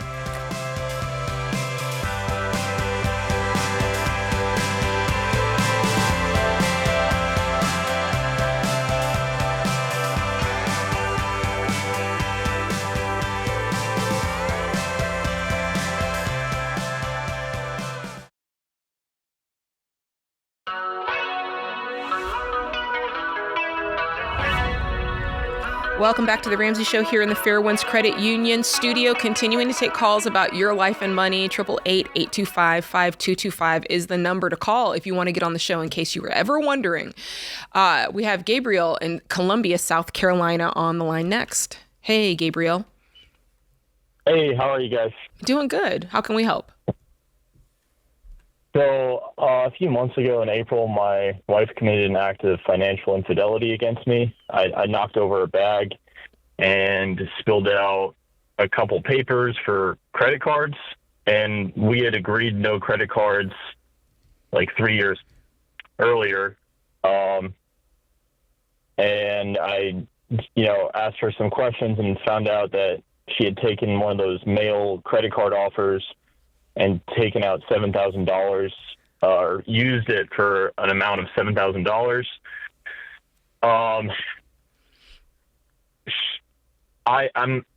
We've moved past it. No, you haven't. You're here. Off the cards. Yeah, you haven't. You're still here. In some sense we did. In some sense I haven't. There you go. You paid off the money, but emotionally you haven't moved past it. What was it? What did she spend it on? So I'll give a little context quickly, but we went through a period where we were all sick. We have two kids, a 1-year-old, a 3-year-old. She's a stay-at-home mom, and when we all get sick like that, she just really feels a lack of family we have in the area and a lack of help. And she really wanted to make money to afford to pay for help. So she signed up for this get rich quick TikTok millionaire course where they say, oh, if you don't make $15,000 by the end of the course, we'll refund you the whole cost of the course or something. And, that was what she said to kind of justify it. I would have been able to pay the money back no matter what. I of course thought it was a scam and I didn't trust it. So as soon as I found out, I had her cancel it. Sure. But I was also well, obviously you can't do that. You can't go behind my back and do that. And it's not like I don't provide for you. I mean, we could have had a conversation about that. And we talked about it, and, she, I guess, didn't feel heard sometimes. So that's the stuff we worked through more. We have better communication now. But, for even more context, when we first got married, I had no debt. And I found out a month before we got married, she had $10,000 in credit card debt. Mm-hmm. I just paid it off of my savings at the time. And she also had student loans. And we're almost done paying those off, but I do harbor resentment because I just feel like she's brought so much of this negative financial weight into our marriage. And it was one thing when it's okay, first year marriage, she agreed no more credit cards. But then things got a little tough, and she, went behind my back and took these. Why do you think because it's trust on both sides, right?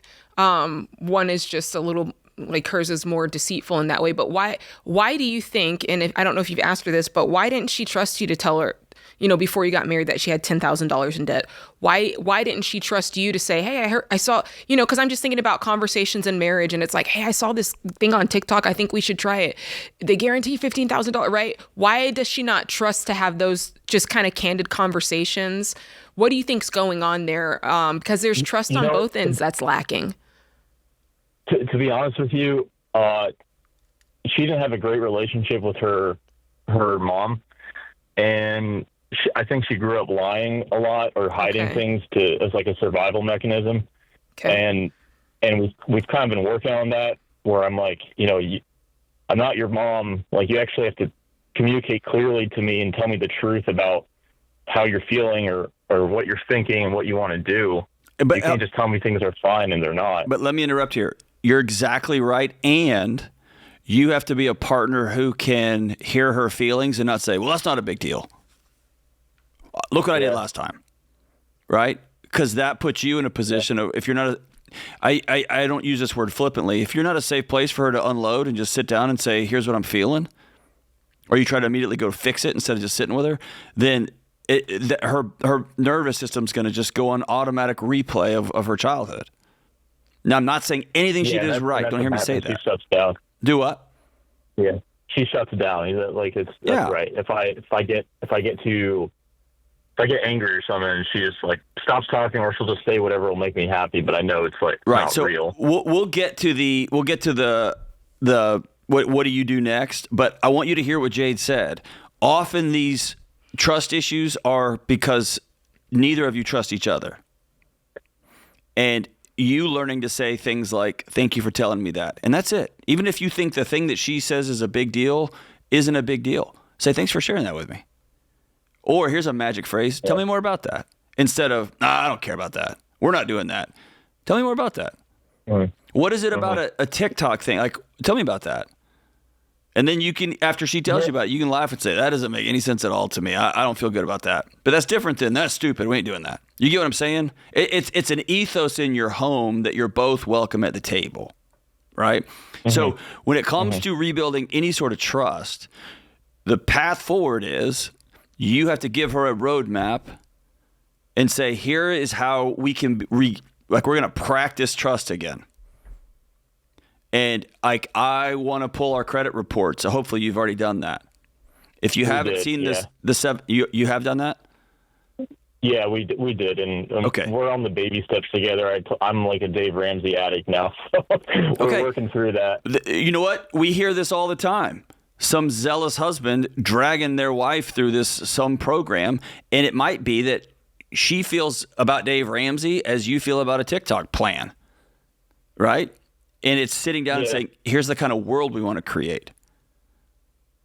And the challenge you're going to run into trying to reestablish trust is, bro, you are a scorekeeper, and you've kept a record of every right and wrong in your marriage, and you're bringing up stuff from before you got married and conversations. Address the elephant in the room, which is, I have a wife who doesn't always tell me the truth. For whatever reason, I have a wife who doesn't always tell me the truth. And then she knew this was a big core value of mine. She agreed to it. And she went behind my back, and that shattered this trust. Or really probably didn't shatter it, probably just brought to surface trust issues y'all had. You got to make a path for her, because you're not going to feel a certain way. And if you try to say, like, or constantly looking for, I want to feel like I trust her, man, that finish line's going to move every time. Say this week, and you get to make up the path, and then she, as a grown woman, gets to decide if I want to walk that path. I want to see your phone. I want to see our joint checking account. I want us to have the EveryDollar app so we can both see every transaction. I want to freeze on both of our credit reports, so we have to, and the other person gets to keep the code. So if somebody wants to open up a credit card, then they have to go through each other. I want to close the Amazon account. You get to decide what that path is. And my hope is that you're not punitive with it, but this is a way that you are going to be able to exhale when you start to get nervous again. And she is going to say, I'm all in on this marriage. I had a lapse in judgment. I screwed up, and I'm full tilt forward with you. Does that make sense? And then you've got to decide, brother. I'm not going to drag up every time we get in a fight, every time she does something, every time I get mad, I'm going to bring up stuff from 5 years ago, 10 years ago. Man, don't be that guy. Don't be that guy. Deal with the problem in front of you. And I think that from what it sounds like, the real issue in your home is you have a wife that you don't trust, and y'all have to get to the root of that. Y'all got to be able to tell each other the truth.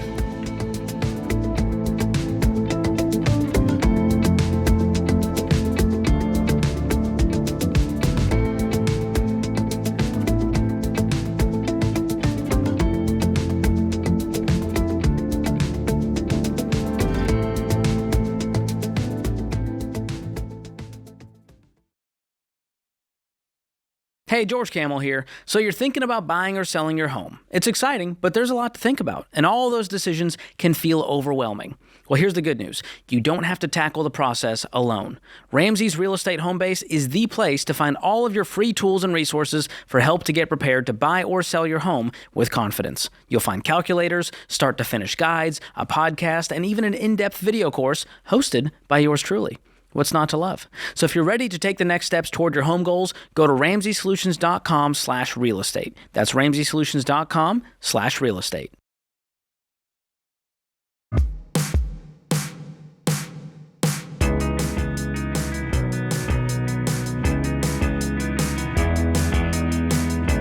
So guys, if you're working the baby steps, just know the best and fastest way to do that is by using EveryDollar, my favorite budgeting app. And the truth is, it's more than just a budgeting app. Right now, it's a plan that's built right in. You hear us talk about the Ramsey plan all the time, and EveryDollar is built on that Ramsey plan. So we're not just telling you how to budget. We have an opinion on how you should manage your finances and the best ways to build wealth and how to find margin. And EveryDollar is going to hip you to that game, okay? You can track your progress, plus you get personalized recommendations and coaching for your situation that will help you free up more money and work the plan faster than ever. Trust me, it's like having one of us walking with you every day in your pocket, showing you the next right step and holding you accountable. Start EveryDollar for free today by downloading it in the App Store or on Google Play. All right, Kristen is in Columbus, Ohio. Hey, Kristen. Hi, thanks for taking my call, guys. Faux show. How can we help? So me and my fiance just started step 2 within the last month. We have a total of around $225,000 of consumer debt before a mortgage. And I had actually just got a new car like a month before. And then once I started the program, I'm like, that was a bad idea. So my question is, I have my vehicle. Yeah. My vehicle, I owe about $29,700. My fiance actually has a lease, and he has a year left. And we also have his motorcycle that he owes about $13,500 on, and I think it's only worth about $9,500. So we have negative on all of them. We obviously have negative on mine since it's brand new, and his has about $7,000 or $8,000 in negative since it's a lease, and we've only had it 2 years. So my question is, how would we go about selling them to get used ones with the negative, and like how would we go about that without? So I'm going to come out swinging here, but I'm going to tell you what I would tell my older sister if she was asking me the same question. I would tell you what I would tell my closest friends in the world. Okay. And I only say this because I would not have a job if everyone's plans always worked out. So please don't refer to y'all's debt and what we owe until you are legally married and you have a legal process for unwinding it.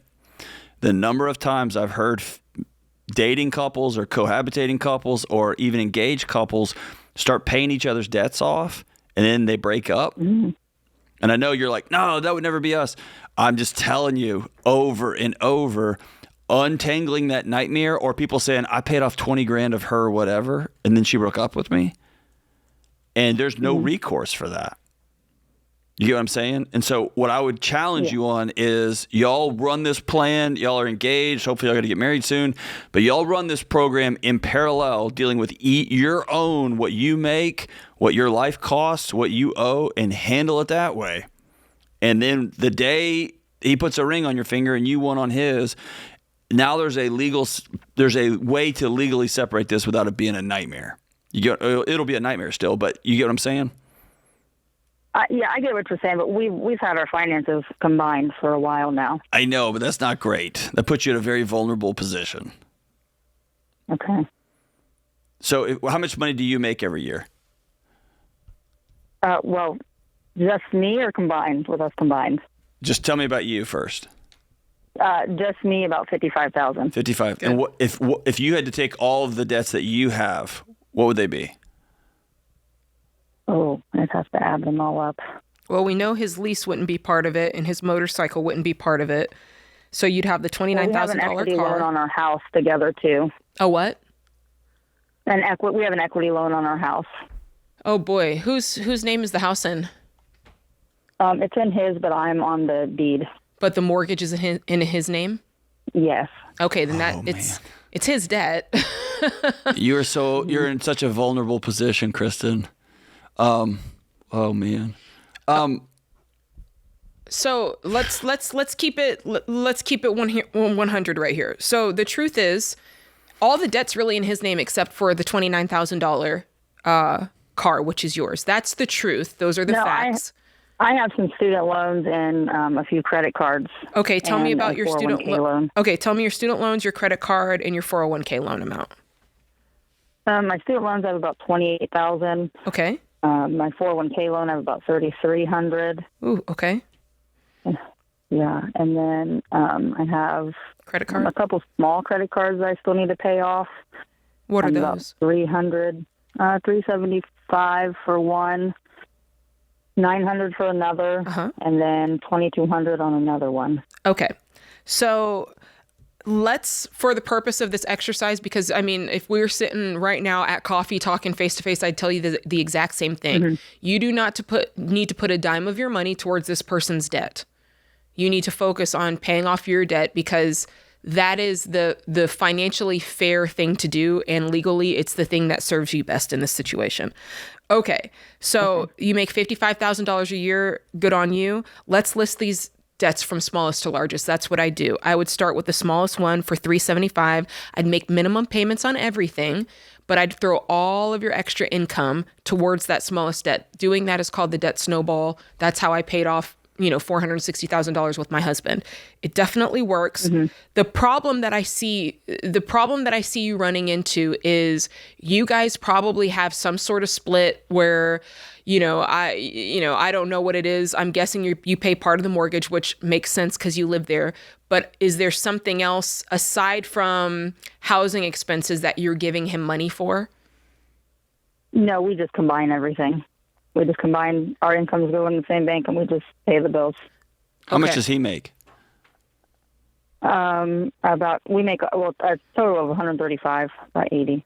Okay, he makes about 80. So the tough part is I want to help you as best as I can, but you called a show that really has a clear point of view on this. And our clear point of view is what John stated before. I'm not going to say it again, but that's the truth. And so I can't give you advice based off something I wouldn't do myself. I would not be a congruent human being if I did that. So I have to tell you what I would do, which is I'd separate my money. Yeah. And I'd say, we're not married. Okay. Our relationship isn't committed. Therefore, our money doesn't have to be committed. And it's no shade, but I have to protect myself to a certain degree. And I do it like that. Yeah. So how would I go about with my vehicle then? Like with getting out of it and getting something cheaper? Yeah. Like, so what'd you say it was worth? Getting a personal loan? No. What'd you? Mike, I have an offer for like $25,700, so that puts me at $3,700 in negative. Okay. Yeah, I would do that. I would go down if you can get I don't know. Do you have any cash saved?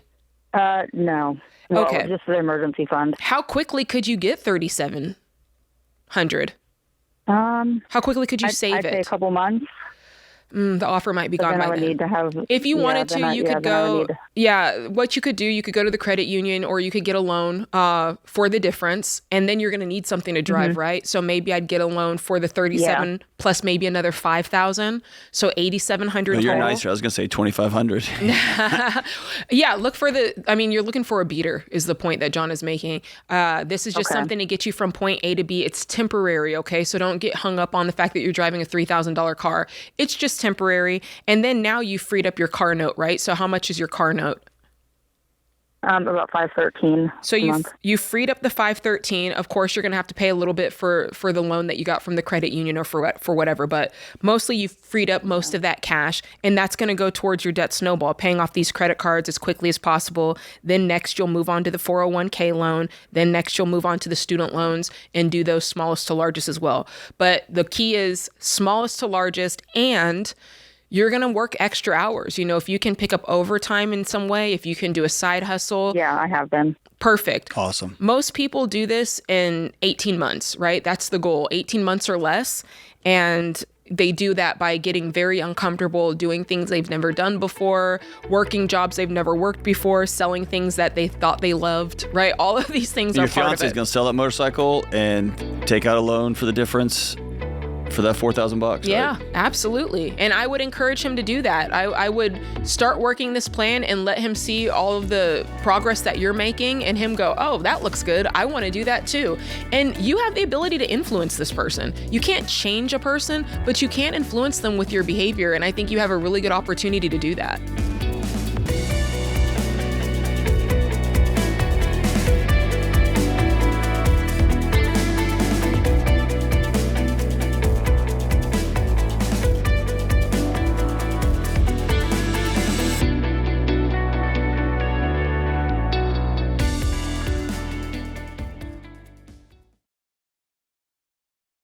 Hey guys, George Camel here. You ever feel like you make good money and still have nothing to show for it? You run into Target for one thing and somehow walk out $87 later with toothpaste and emotional support candles? Just me? Okay. Well, that's the problem. Most people don't pay attention to how they spend their money, so it does whatever it wants. And that's why we created EveryDollar. It's a budgeting app that helps you create a simple plan for your money. EveryDollar's simple, it's clear, and it helps track where your money's actually going. Plus, you get daily lessons, to-dos, and reminders along the way. It's like having a money coach in your pocket. Your money's been freelancing long enough. It's time to give EveryDollar a full-time job. Go download EveryDollar for free on the App Store or Google Play.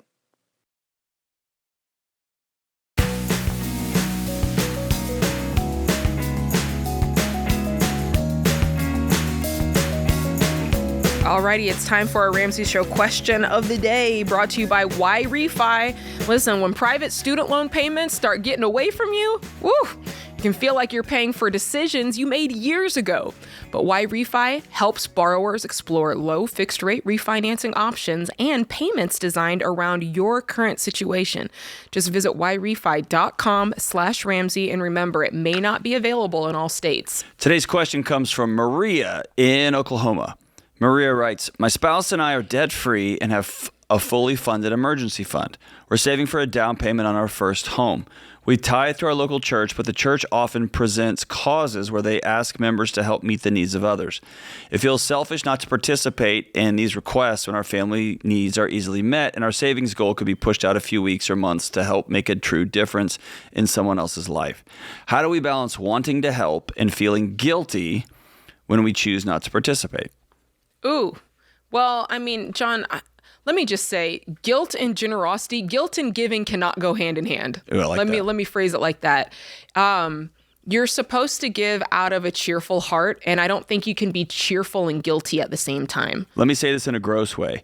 If you feel guilty and so you give, you're actually using the person who needs your help to make you feel better. Yeah. And that makes you the parasite in that exchange, right? Because it's like, I need this for me. I need to be okay. Mm-hmm. So I've got to, yes, you're exactly right. That's a good word. And then, I mean, yeah, you can go with the scripture, like you should be not giving under compulsion, and the Lord loves a cheerful giver and all that kind of stuff. But the bigger part is how you feel about it. And you giving is not... I've heard Dave say this, and I'll try to say it in my own words. Whether or not you gave to that one thing is not moving the needle on how God feels about you. You know what I'm saying? And I think that that's the biggest part of this, because the guilt is, there's this expectation, I should have done this, and if I don't do this, then maybe it's that. And it's just like, hey, what if you just set aside an amount that you and your spouse agree on and say, above and beyond our tithe, we have this line item on our budget, and we spend it when those needs arise.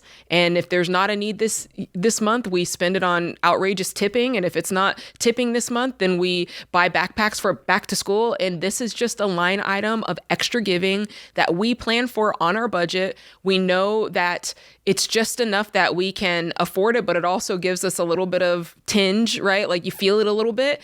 And this is what God has laid on our heart to do. And we feel great doing that. I think that that's the way giving is supposed to feel. It shouldn't feel like, oh, pastor says something from across the stage. Okay, like it shouldn't feel like that. And then if I don't do it because this was the month we were supposed to, I don't know, take that vacation, now I feel guilty the whole time I'm on the vacation. I just don't think that that's the intention of, I personally don't feel like that's the way it's supposed to feel. I feel like you should go, I'm happy to help. And I planned to do so. Yeah. And I do think that there's some spontaneity sometimes where it's like, you know what? I wasn't planning on doing this, but it like this just hit. Like, let's do it. Yeah. I think those times come too, but and also guilt is not the ticket. This is a deeper conversation, probably for another time. But if you're tithing every month to your local church, and every week they're circling back up and be like, hey, we don't have enough here. Yeah. Get involved in the budget process. Oh. Do we need new instruments for everybody? Do we need That's interesting, yeah. new, I don't know, whatever? That could be easier said. That could be easier said than done. I know. But like, if it comes down to a trust issue with how's my tithe being stewarded, well, then that's another question. Then have a bigger conversation. And I'd rather see a church with with fewer fog lights or whatever, and more like I want the church to create a fund that is constantly building because we have these recurring needs of our members. I love that. Mm-hmm. Let's have that. Yeah. So it comes up every time. But by the way, every one of us has feelings. We feel guilty. Sure. Yes. And then as adults, this is what emotional maturity is. I have this feeling, and then I'm gonna go do the next right thing. And if the next right thing is me and my husband agreed on, here's our vision for our life. And by the way, an anchored family who's got an extra bedroom. I've had college students living with us all summer. Like, you can do a lot of good with that too, right? Mm-hmm. And so let's make this commitment. I have this feeling. I feel sad. I feel guilty, whatever. Now I'm going to go do the next right thing, right? So don't be trapped in this. I feel this way, so I have to just mindlessly respond and react. Have an anchored set of values and have a plan that you and your husband agree on, and then move forward. Yep, I like that. Hopefully we helped on that one. All right, next we've got Holden, who's in Orlando, Florida. What's up, Holden? How can we help? Hey guys, thank you for taking my call. So I am 27 years old, saved up about $40,000. Just got married about 2 months ago. Combined, we make about 120 to 130. Looking into buying a multifamily home. I've been kind of set on that from a mentor, kind of mentoring me in that, kind of having the fear of like, do I do this if the numbers make sense? And just kind of deciding what I can afford, or do I kind of buy a cheap home and kind of save and continue to save and go from there? Can I ask you a question? Yes. Would you do what the mentor says even if you can't afford it, just because he said to do it? No. Okay, no. That's all I need to know. Now I know we can help you. All right. So you've got $40,000 saved. You're newlywed, and you guys' combined income is $20,000. No debt. Have you guys bought a home for yourself yet? No, our combined is about 120 to 130,000.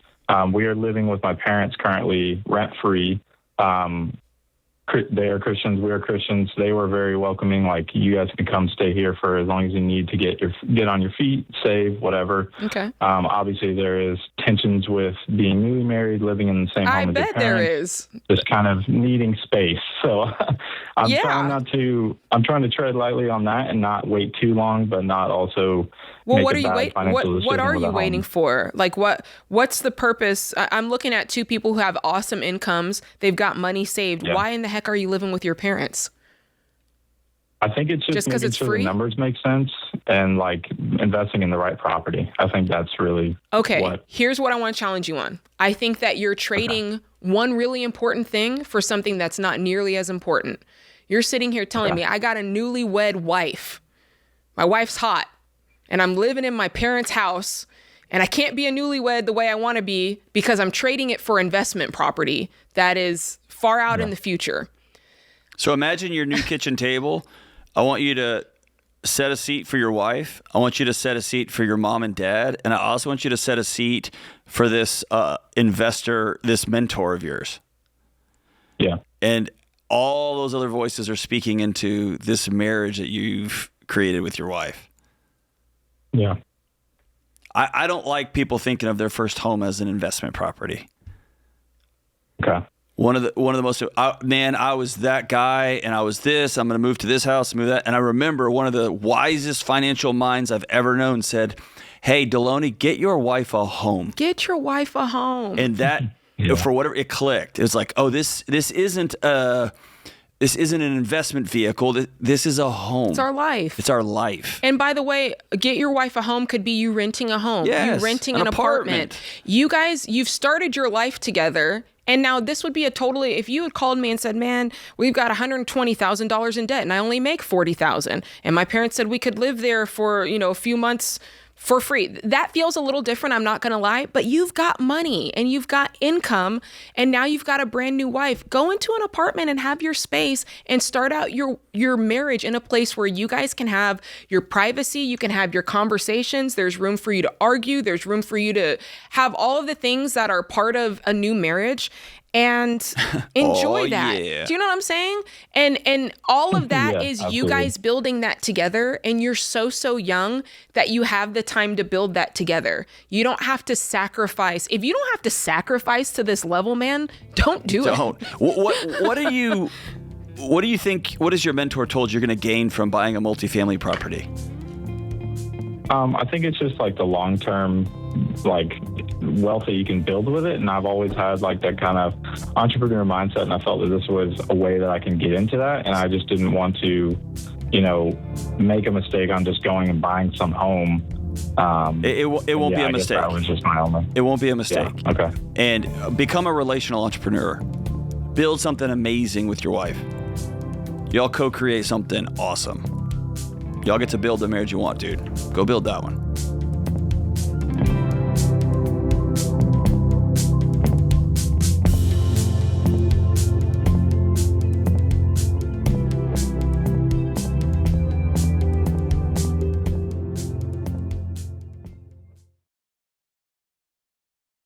Hey guys, Rachel Cruz here with big news. The 2027 Ramsey Goal Planner is here, and you can get it at our lowest price for a limited time. Guys, this isn't just another calendar. It's the only planner with exclusive monthly content from John Delony, Jade Warshaw, and me to help you set clear goals and actually stick to them all year. So don't wait. Order yours by August 23rd to get our lowest price, just $35.97. Go to RamseySolutions.com/store to get the deal. That's RamseySolutions.com/store.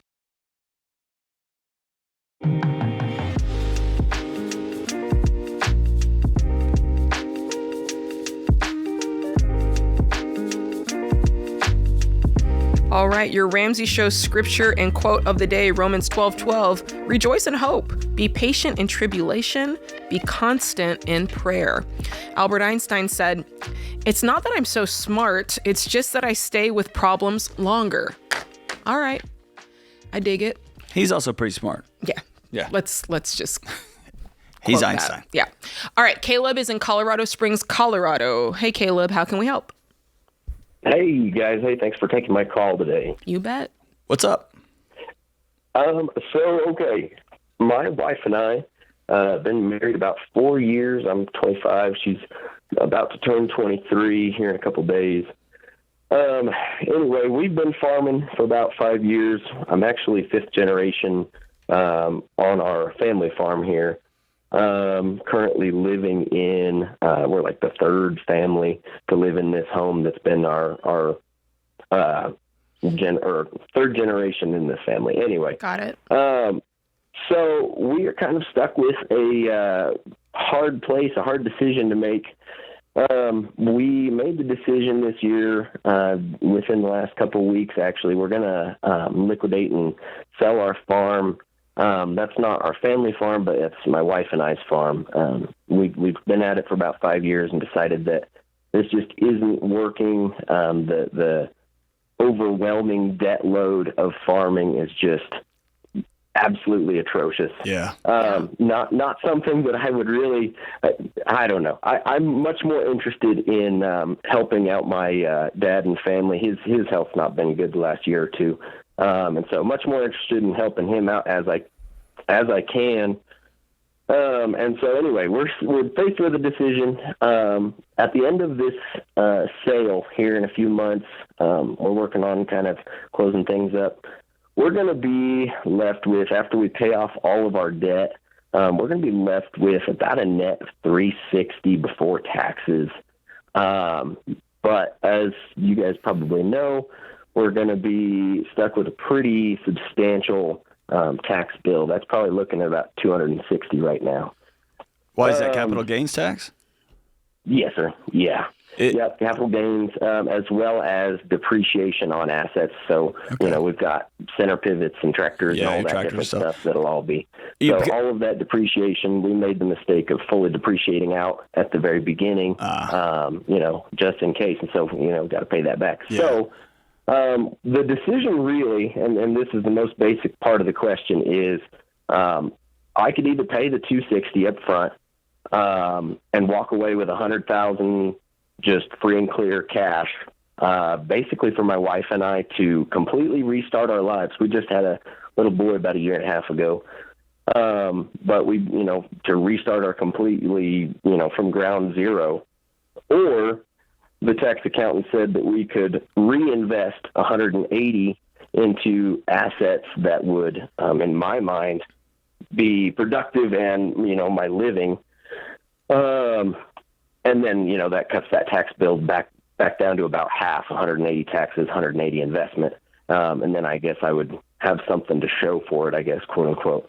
Well, you have $100,000 to show for it, but you would have $0 to go start your new life with. Yeah, $100,000 that would be, I guess the tax accountant said it would be free and clear. Yeah, but do you get what I'm saying? You would have $180,000 tied up in potential assets, right? I mean, and you would hope you're gambling, right? Like you hope that pays off, but you would have $0 in cash to go start this new life with. You still find yourself, you and your wife and your baby still find yourselves at we're taking a new path. Yep. Yeah, exactly. And if we went the 100,000 route, we're probably not looking at sticking around. We're probably going to move out of state to somewhere with a little bit more reasonable living costs and things like that, just to stretch the dollar, as well as if we're going to start over, we're basically going to say we're going to clean slate this thing completely. And if not, if we reinvest, the decision would be find some equipment that would make a living here at home on this 5th generation farm that, we're blessed and downright privileged to live in, to be honest with you. Yeah, but then you're tangled up in family business now. Yeah, I think I learned that one about 2 years ago. Yeah. And it hasn't rained in Colorado Springs in 10 years now? I mean, tell me about that. That's for sure. Yeah, it's not rained hardly all year long.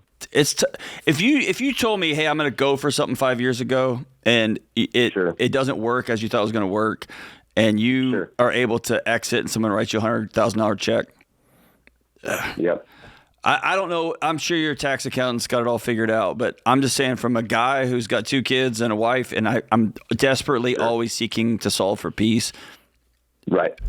That's for me. What do you think, Jade? I think that you need to solve the problem of what you're going to do next without thinking of it through that lens, because otherwise the tail could wag the dog and you could end up doing something that maybe doesn't make sense in order to reinvest this money.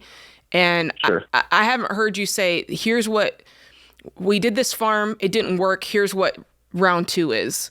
From a career standpoint, is this you going to another location and farming that land? Is this you, what's it look like when you move away from this and make this sale? What's your life after that? So that would definitely pose an option, I guess. If we went somewhere else, we do own this house free and clear. It's worth about $430, at least appraisal price. Okay. It's free and clear. With or without the farm. So you'll take that money. And so we'll be able to take that forward as well as the 100. I don't know what the taxes would be on that house sale because we bought it a couple of years ago. Yeah, but I think you have $500,000. Yeah, you'll be fine. You'll be able to take that and load it into the next house. So the question is, what are you doing for work? Is what I'm saying. What do you envision yourself doing? And that right there is the $1 million question right there. Because I've been self-employed. Both of us went from high school into a state leadership position and then met each other and got married. So neither of us went to school. Neither of us did anything like that. Just went into, my wife is a homemaker. She has a job on the side that brings home, about $500 a month. But do you see my point, Caleb, is if you say, I'm going to reinvest this money into new equipment to do what? You haven't even decided what you're doing yet. So I think that it would go on the family farm, and he's going to hope Cousin Willie's greasing the axles when he's supposed, dude, I wouldn't be involved with that. If you said I want to go work full time on this family farm and they're going to pay me $100,000 a year, and I made that number up, they're going to pay me, and I want to be a farmer still, but I'm going to farm their land. Yep. Maybe.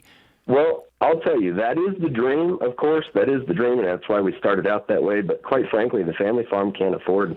They can barely afford to pay the person that's. Well, that's what I was going to say. What's the difference between this farm and the farm? Yeah, it doesn't work, brother. Yeah. I mean, and you're a tax accountant. Sounds like, they're probably, I know they're 100 times smarter than I am, and they're probably trying to give you, here's a path you can take to not do this in the short term. Sure. I'd rather see you. So let me ask you one last question about this then, because I kind of agree with you, and that's kind of been my hunch is the 100,000. It's safer, but not only safer, it's more peaceful.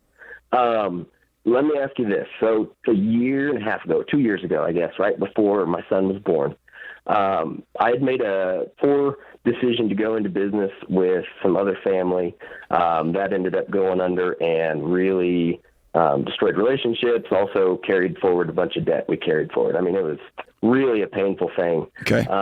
Anyway, in the aftermath, we were forced to make the decision to sell all but 3 of the cows that my wife brought into our marriage. Caleb, she worked literally since middle school. Caleb, here's the thing. I'm up against the clock, and I've got to let you know, you already said with your own mouth the solution to this problem.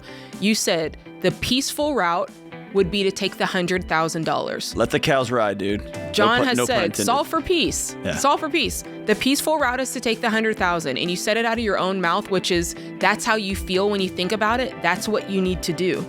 All right, guys, thanks for hanging out with us. Remember, there's ultimately only one way to financial peace, and that's to walk daily with the Prince of Peace, Christ Jesus.